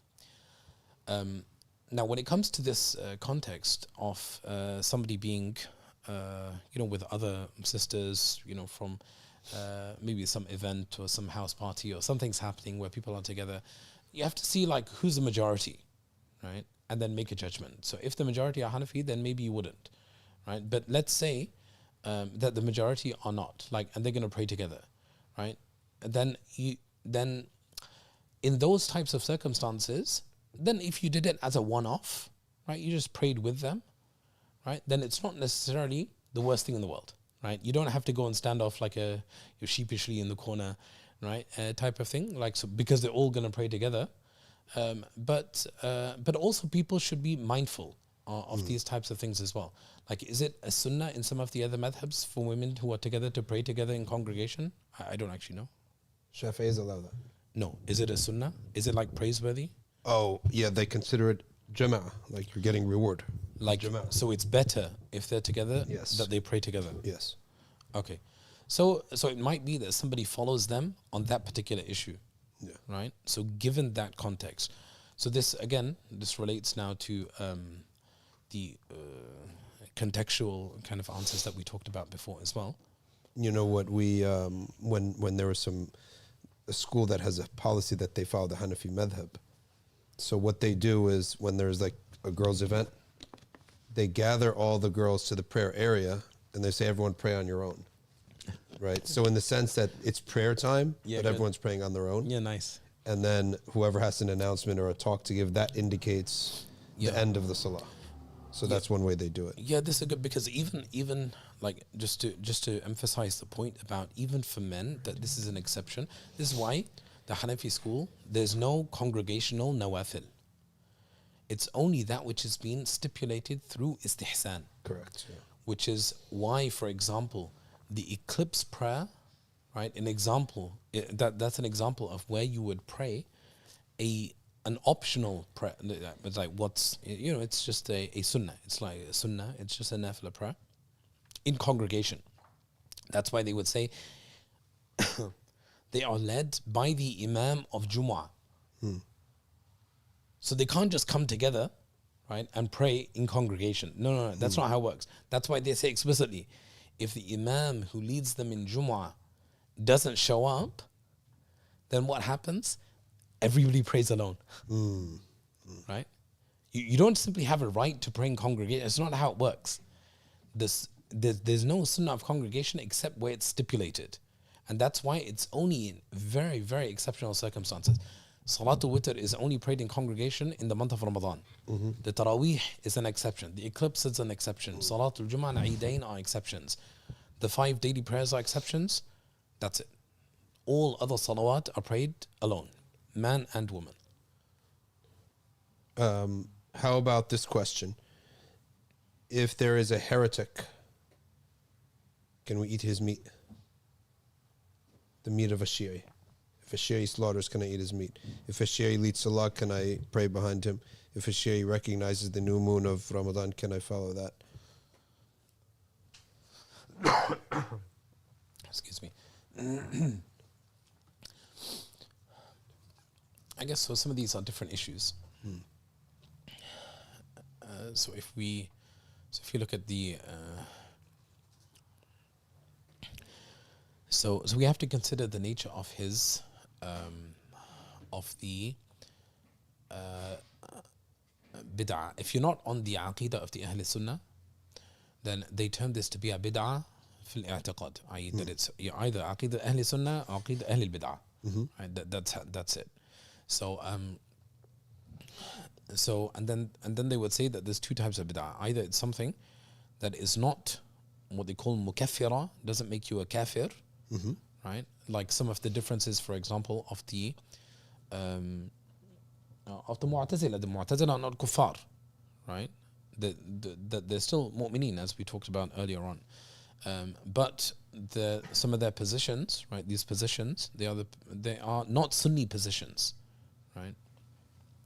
So if there's a belief which does not make somebody a kafir, then such a person is a Muslim, broadly speaking, right? So they're within the umbrella of Islam. So if this individual now says the basmala and slaughters, then this meat is halal, right? So that's a meat question. Yeah. Similarly for the salat, right? In the sense that if he's a Muslim, right, and then he prays, and somebody were to follow him in the salat, right? Let's say it's the person only found out like after the salat, for example, that this person is like from Ahlul Bid'ah or something. Again, the prayer is valid, right? And similarly, if there's like a report, if there's no reason to doubt their religiosity, right?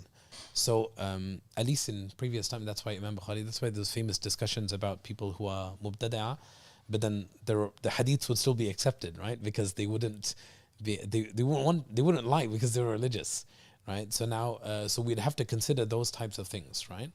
So what does it mean for somebody to be al-bid'ah, right?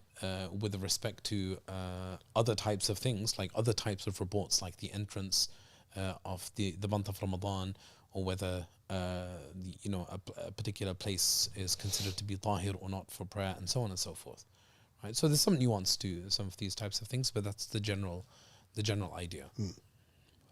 Of course, there might be spiritual implications as well. It's a separate discussion too. Our religion is not only about the outward, right? So there has to be like an inward focus too. So you're saying here that it would be sinful but valid?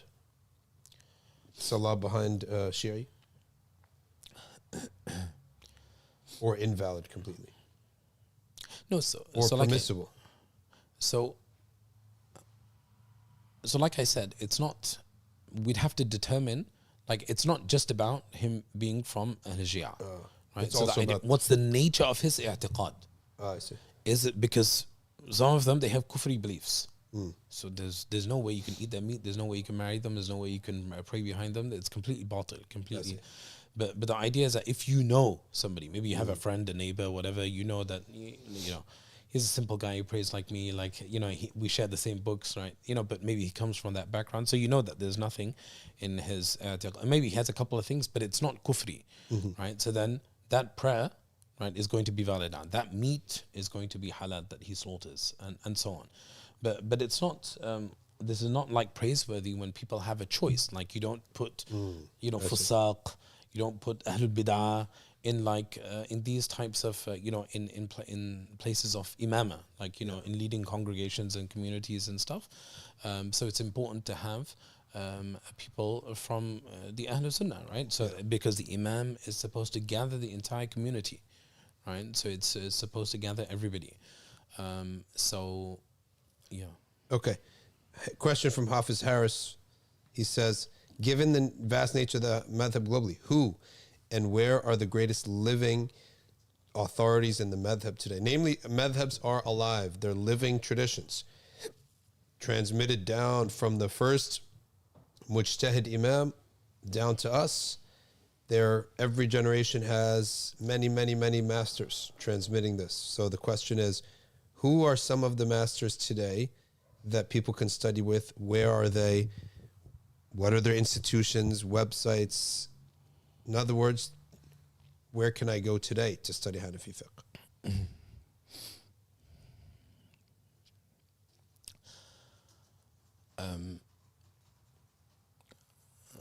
I think I've mentioned something like this before as well, but sometimes people are always looking for the best, right? They want the best car, they want the best house, Yep. they want the best spouse, the best money, the best job, right? I also want the best teacher. And the ulama of tasawwuf, they mention عجز المشايخ أن يزحزحوا مريدا لم يجاهد نفسه. That the sheikhs have been deemed incapable of really making something of a murid who refuses to do the work. So in reality, you don't need the best anybody. You need to find somebody who cares for you, right? Somebody who cares, somebody who knows what he's talking about, somebody who cares, and stick with them. The problem is people like all of this type of talk, right? And then it's very good. Write it in your notebook, you put it in your pocket, kiss it, put it in your pocket, and that's it.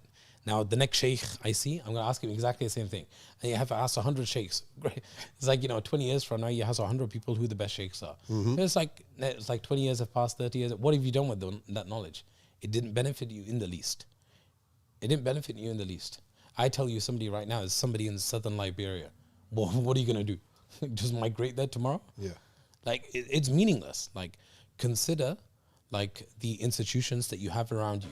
Look around you, look locally, see what's there, see what's on offer. There's a lot available even online, right? Consider, see what the options are, check people out, ask people, ask your teachers. If you don't have teachers, ask your local, begin at your local masjid, right? Go and ask them, right? Start somewhere, do something, show that you actually care, right? What's the point?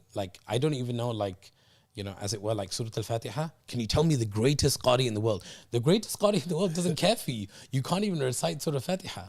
He's got so many students. Why would he waste his time with you? Right? It doesn't make any sense.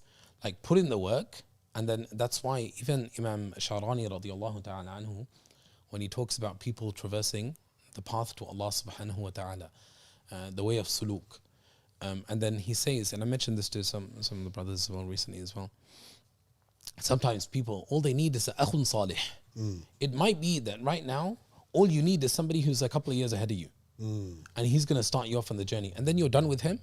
Then Allah will send you somebody else. And he studied 5 years, right? So he's 5 years ahead of you, right? So now you've studied 3 years, right? And then you'll find somebody who's 10 years ahead of you, as it were, like a more senior shaykh, right? Why? Because isti'adad. من استعجل شيئا قبل أوانه عوقب بحرمانه. Right? Whoever hastens to something before its proper time, they'll be prevented from it. Who's to say you'll benefit from the greatest sheikh right now, the greatest institute, and the greatest university, and the greatest certificate, and the greatest ijazah? Suyuti says you can have all the ijazahs in the world, but if you have no ahliyah to teach, no capacity to teach, you have no right to teach anybody, to say anything. You keep your mouth shut about religion. And he says, if the complete opposite is true, you have 0 ijazat, but you have full ahliyah, you have every right to speak on religion. Suyuti. Imam Suyuti. Yeah, if you have knowledge, remember this fatwa. Here's the question now. We are now talking about the trans and the relationship with other women. Summer says, there's a trans in my female-only gym. Can I work out in front of them or not? Female-only gym, no cameras, nothing. All walls, gym. So women, or Muslim women go there, and they're being, free to do the exercise they want without any men around them. Suddenly, you have a trans showing up. And what kind of trans? Trans by identity, trans by only the hormones, trans by hormones and surgery. So we'd have to answer all 3 of them. We're transitioning into this question.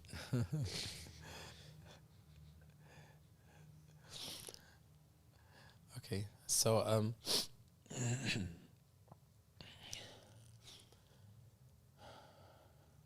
so questions like this, they return to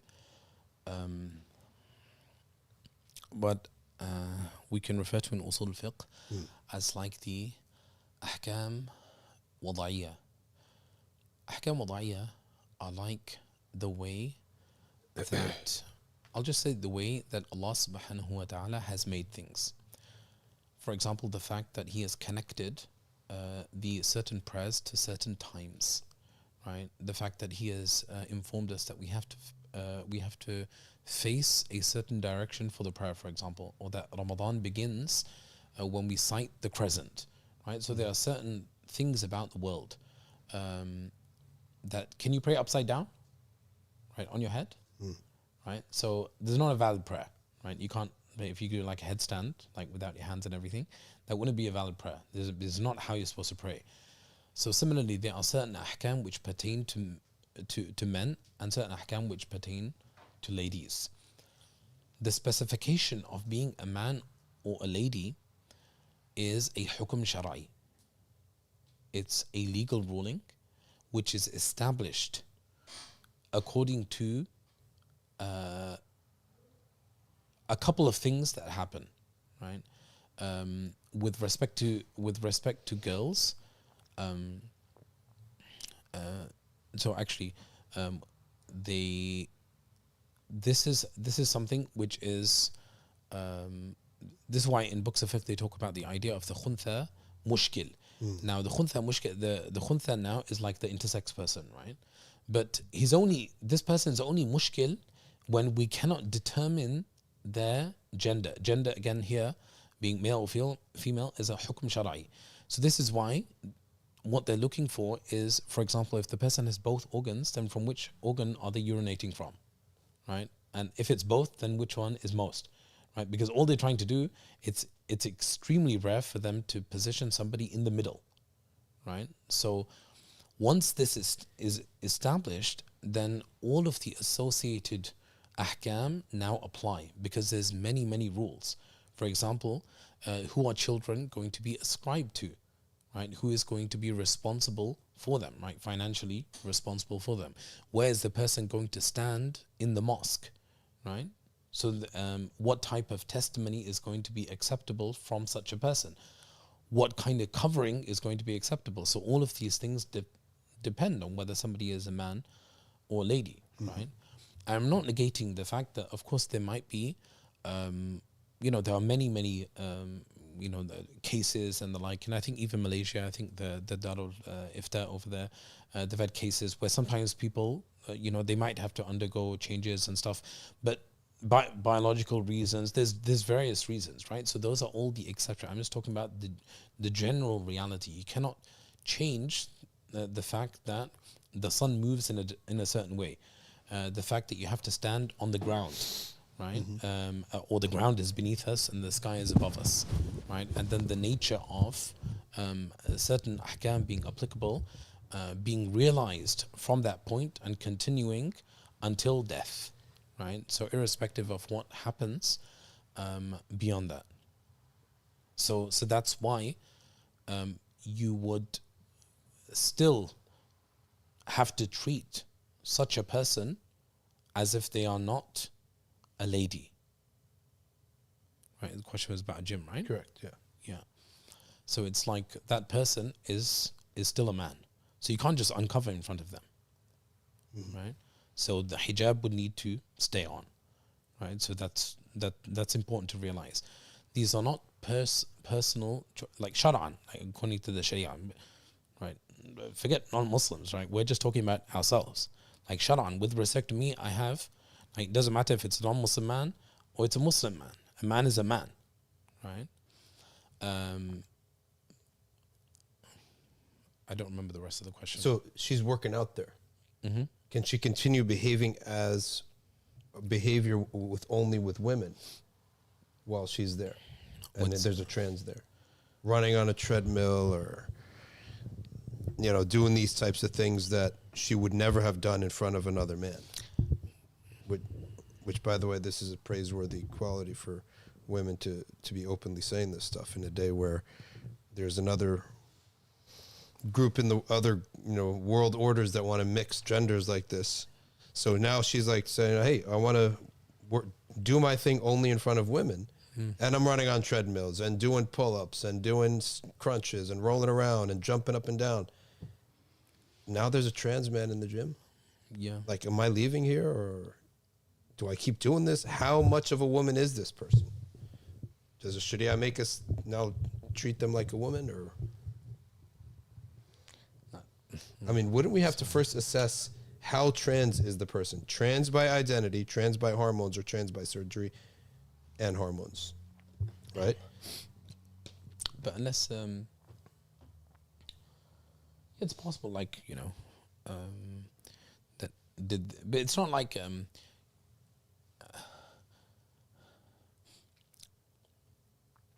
that this is the whole point of having the discussion about the ahkam wada'iyah, that this is the way that the world is.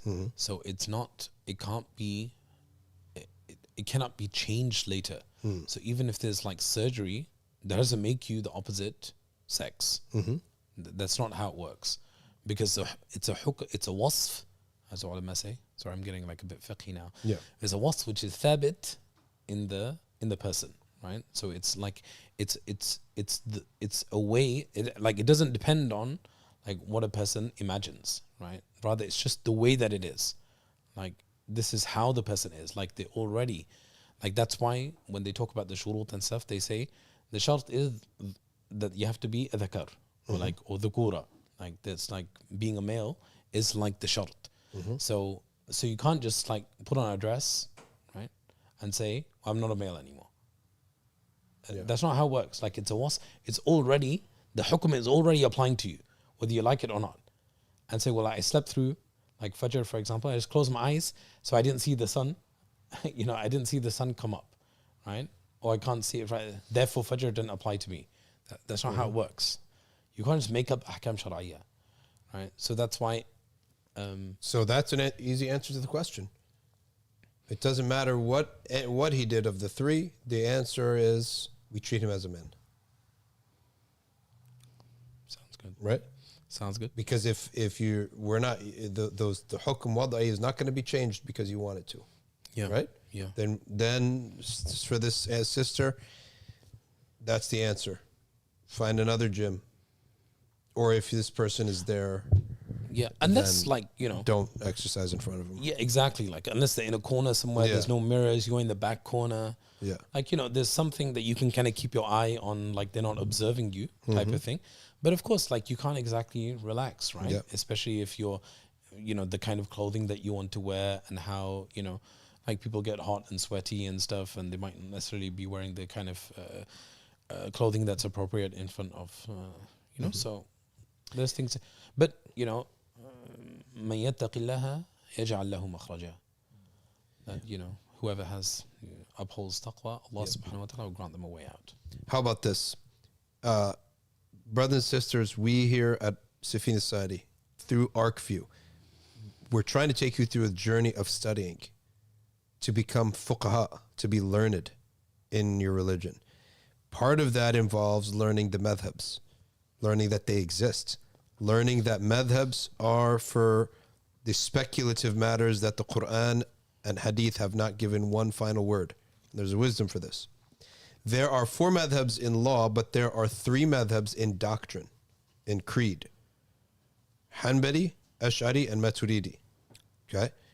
The Ash'ari and Maturidi are very close. The Hanafis have always been tied to the Maturidi aqidah. This question is asking, are the Hanafis and Maturidis tied for any reason related to the Hanafi school? Or is it just it so happened to be geographically or just a preference that a Hanafi could be an Ash'ari too, such that it's not necessarily tied based on Hanafi principles? That's the question there.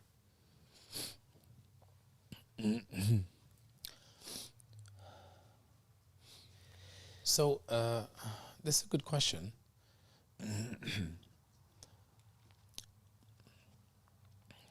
Clearly, we know that there was some type of i'tizal, non-Sunni-ness, which was present in Iraq, right? Which is where Abu Hanifa and his students, and after that, Abu Hanifa's students were, and then after that, there's hundreds of years of scholarship, right? And we know that the mashayikh, some of the mashayikh of Iraq, they are i'tizali kind of tendencies, although there's some debate over some of them, like Abu Bakr al-Jassas, for example. Dr. Murtada Badr has like a nice fair article when he it's like 10 or 20 pages. It's quite nice. It's worth kind of reading. And whereas the Ma Wara al-Nahar, the people who were in Samarkand, Bukhara, and those guys were Sunnis through and through, right? So these were and they included people like Abu Muti' al-Balkhi, who is one of the narrators now of these books, these other books now, which are transmitted in aqidah. But the point, before I get into that, I just wanted to, the reason why I mentioned this was to show that clearly the Iraqi Hanafis, they didn't necessarily deem like every single point of belief and aqidah to be absolute, to be necessary. Like there's a necessary correlation between everything to be like a Hanafi, as it were. Rather, there's the fiqh is the thing that we all share, and then it's like the aqidah thing is, and they had their own kind of discussion. Let's put that aside for a second, and let's go over to the Ma Wara al-Nahar people. Even there, you can find the Samarkandis and the Bukharans. There's there's not one aqidah. That's not how it works. There's like the aqidah of the traditional fuqaha, and there's an aqidah of these Samarkandis, of course, which begins to manifest initially at the hands of Imam al-Huda al-Maturidi, who's a great Hanafi Imam, right? He's a great Hanafi Imam. It's a massive 20-volume tafsir, which is published. It was published by the Awqaf in Turkey. Beautiful edition. And that was actually just dictated. He was giving a tafsir to like the masses. So it's like, it's, and then it was recorded. But they didn't, there wasn't this sense of there's one aqidah. Right, so it's almost like it becomes like the fiqh. It's different interpretations now of, and that's why, for example, is tasdeeq alone, right? Just belief in the heart alone, is that sufficient for iman, or do you have to also explicitly confess and profess faith, right? And to say the shahada, right? To say the shahada. So this is a debate. Like, so one position would say that no, tasdeeq alone is fine, and another position would say no, it's a rukn. Like you actually have to say, like the shahada to become Muslim. If you don't, you're kafir, and you're going to go to the nar, right? So where they're getting these things from, there are 5 key texts now, and some people like to question the asanid of some of these types of books. But to be honest, like these are the ashab of Abu Hanifa, sometimes directly. Abu Muti' al-Balkhi is the direct student of Abu Hanifa. He's taking the book back to Balkh, right? So he's taking like he's actually the speaker. So you have like the Fiqh al-Akbar and the Fiqh al-Absat and the Wasiyya, and like there's the Risala ila Uthman al-Bati. So we have these books. So we have this living tradition, but it's still a question of interpretation, right? That's why sometimes Imam Maturidi is taking the riwayah, for example, from such and such book, right? And then the scholars of Bukhara, famously, there's many differences. That's why you have, for example, keyword. That's why you have these broad traditions. Actually, you have like the Bukharan tradition, which is like epitomized in the early work, the Sawad al-Azam, which they said was actually a group of, it's actually everybody, like the Bukharans actually agreed on the aqa'id and somebody compiled it, right? So it's almost like a group effort. And then you had the likes of Maturidi doing the work, all in roughly the same time period, and also in Egypt, Imam Tahawi, right? And everybody is ascribing themselves to Abu Hanifa, and they are all, 90% of it is all shared, right? So it's just like the rest of the fiqh. When we talk about the fiqh and the different madrasas, different traditions within fiqh, aqidah certainly in that early period, there's certainly a bit of tension, right, between some of these groups. Certainly after that, where as soon as you get into like when there's like the Iraqi madhab kind of dies out and the tension is kind of lifted, something must have happened. And then you get 6th, 7th, 8th centuries, like everybody's Maturidi at that point, right? So now Maturidi is only explicating the aqidah of Abu Hanifa. It's not that he is doing something new. Just like Imam Tahawi says right at the opening, in the opening statement of his creed, that this is aqidah of the Imams of Ahl Sunnah, Abu Hanifa, Abu Yusuf, Muhammad, right? So it's important because, just as an aside, leads to this whole idea of there being this whole entire Hanafi tradition. Abu Hanifa, you have transmission in both aqidah, also fiqh, also in suluk. There's some discussion about that too. Anyway, that's maybe So it is connected in that. So Imam certainly Maturidi later was focusing on codifying Abu Hanifa's aqidah. Okay.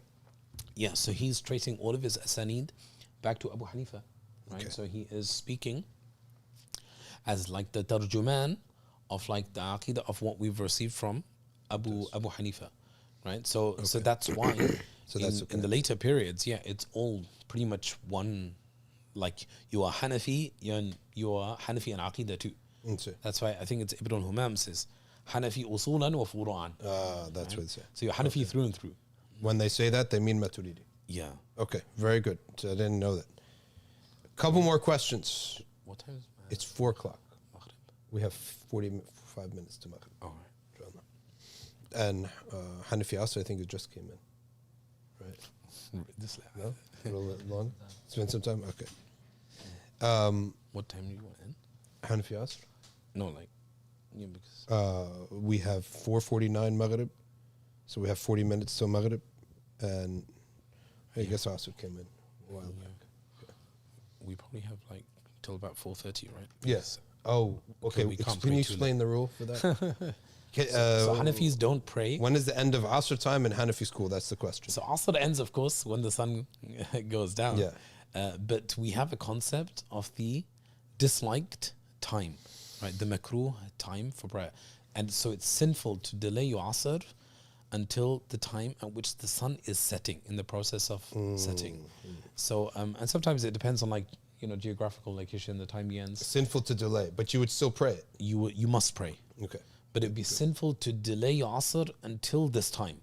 Okay. So that's why sometimes they refer to it as like the last 15 minutes to 30 minutes before Maghrib. Good. That's So it's just subtract. Now, you know what funny thing is? We had a brother in college, he misunderstood this rule. And he was telling us, swearing up and down, that in Hanafi fiqh is haram to pray in the last few minutes of Asr. So he actually sat out Asr and he prayed Asr after Maghrib. Came in. Then he prayed Maghrib with us. So it confused everyone. That's somebody who misunderstood the ruling. Okay, now let's ask this question.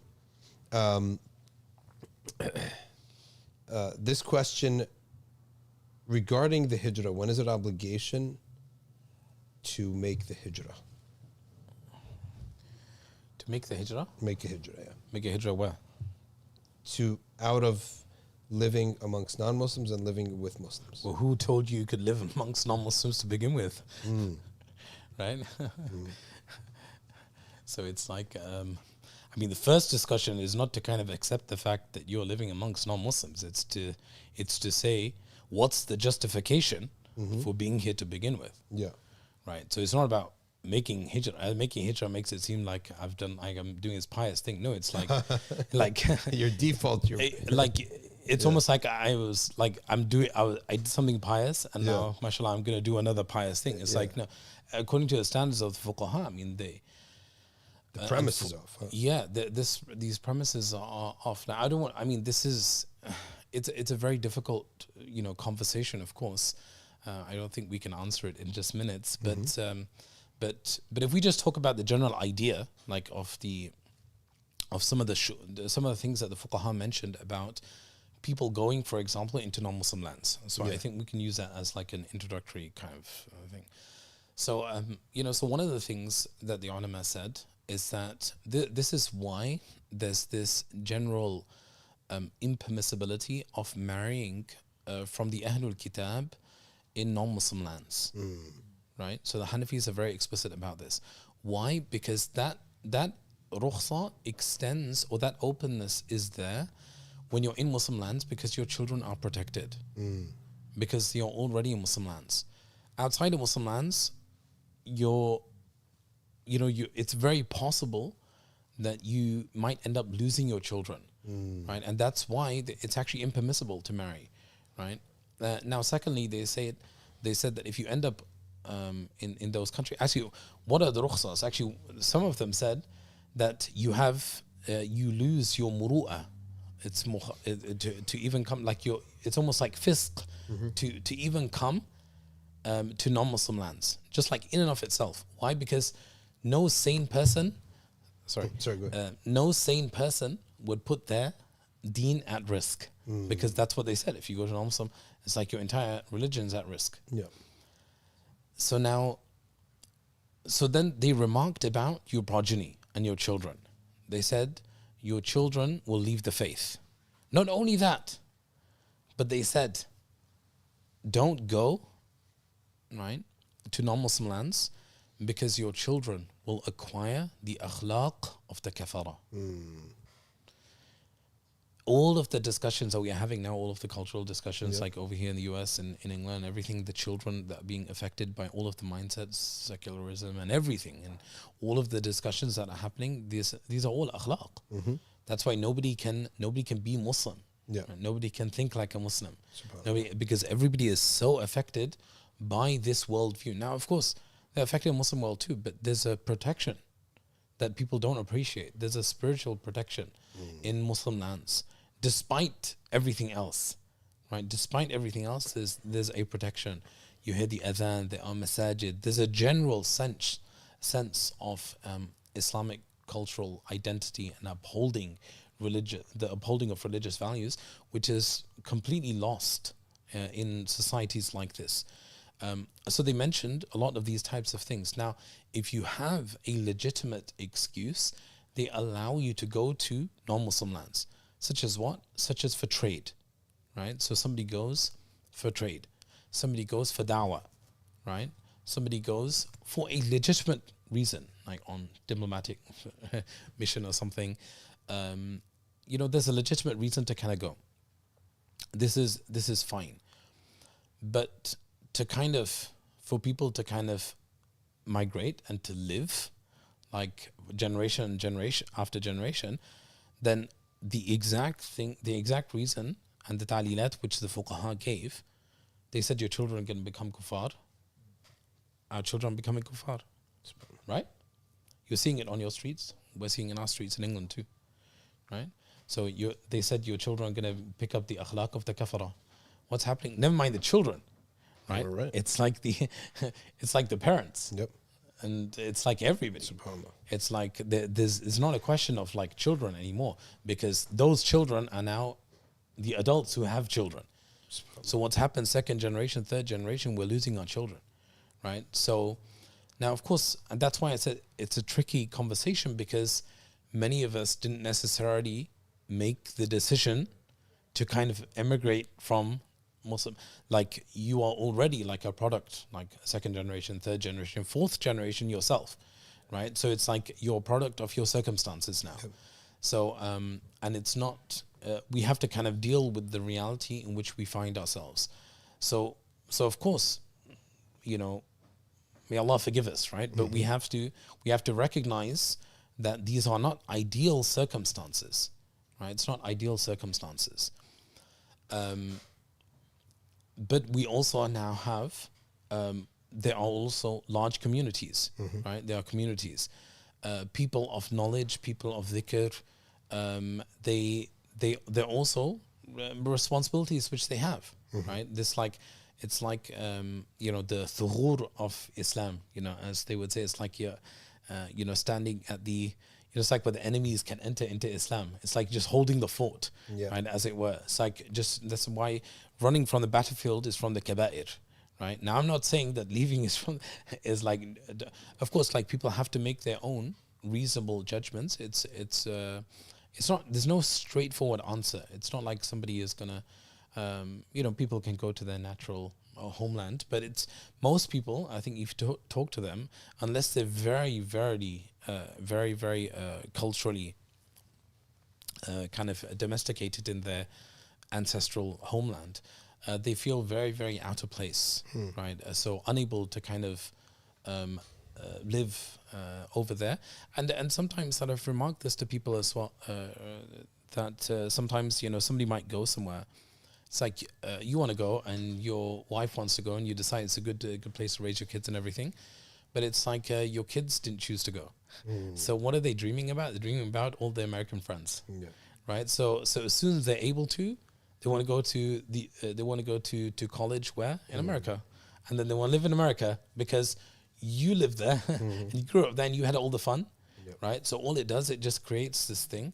So so there has to be some type of there has to be something, like it's a conversation, but I don't think there's like a simple answer of, oh yeah, it's wajib, like Shadee, let's go, me and you, let's just go, right? It's like, yeah, everyone on the live stream, you come with us, right? So all of a sudden, we're all going. It doesn't work like that. Life doesn't work like that. Life isn't so straightforward. Like there's a lot of nuances, complexities to questions like this. And again, it goes back to everything we've been discussing today. There's nuance to everything. Like fiqh is about nuance. Like we have to deal with the world. We have to deal with our families and friends and our children. We have to do the best that we can.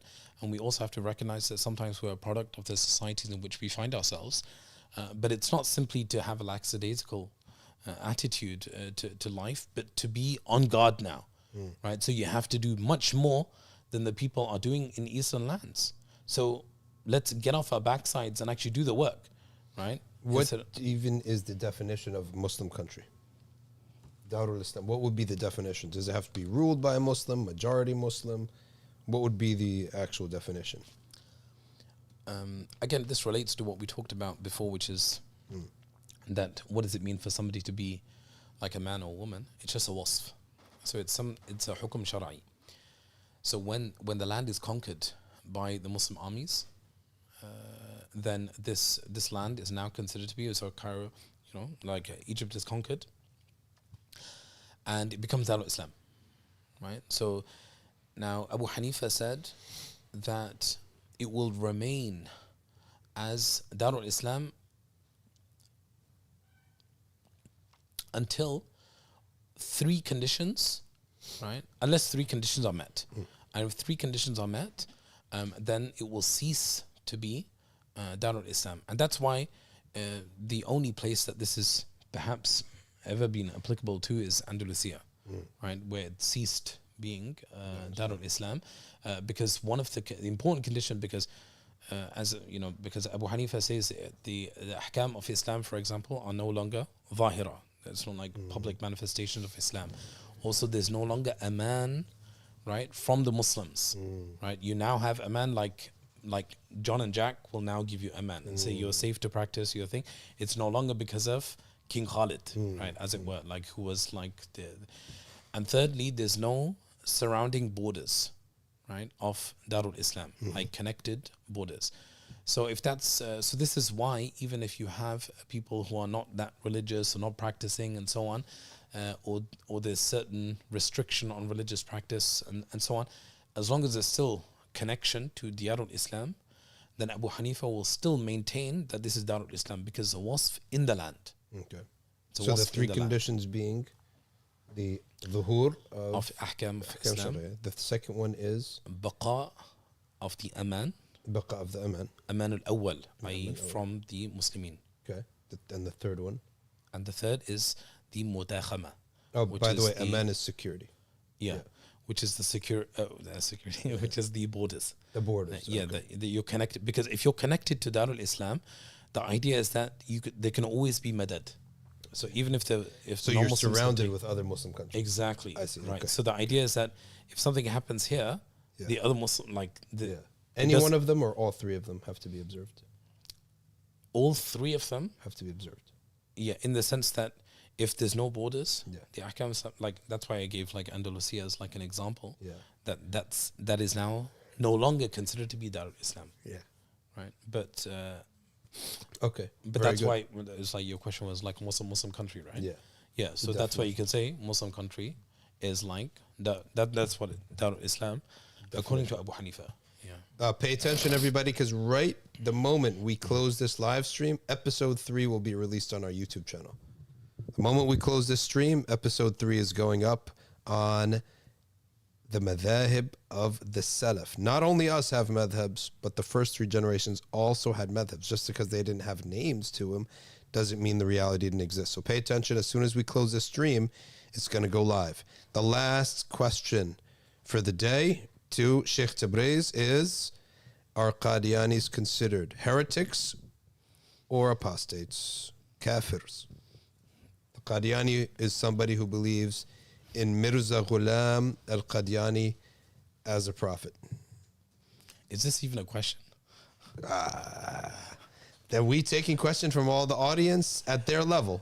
So the Shaykh is answering. He basically gave you the answer. There you go. How are you even asking this question? Shaykh is saying. So that gives you, basically gives you their answer to your answer.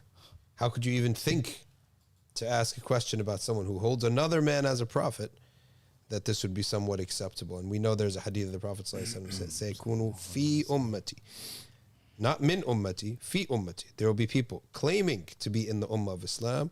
They believe in a prophet. They claim prophecy after me. Ala wa la nabiyya ba'di. But there is no messenger after me. Sahih Muslim. Okay, so we say, if you Qadianis had not done this, we Muslims would read the hadith and say, "O Messenger of Allah, you said there's going to be people claiming prophecy in Islam. Where are they?" So here they are. Even the Ridda wars, Musaylim al-Kadhdhab was not saying he was a prophet in Islam as a Muslim. He was saying he's got a whole other religion. So there goes your answer, folks. And we're finished for today with a long Q&A session. Shaykh is with us. If you're in the Jersey area, he'll be teaching all the Darul Fatwa classes. He will be teaching from Friday night all the way until Sunday night. So come visit us at the masjid. Friday night is a massive night in New Jersey. Miftah is having a program with 8 speakers in Edison. We are having Sami Hamdi and Yasir Fahmi, Shaykh Yasir Fahmi. And Shaykh Tabriz has his intensive in the same building. Then they're going to take a break to attend the Sami Hamdi event. Shaykh Tabriz will be part of that discussion. They're both from England. So we have a big event. So come down Friday night to the Masjid MBIC.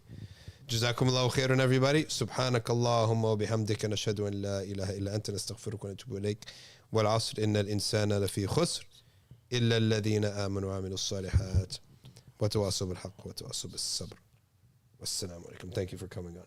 Thanks for having me.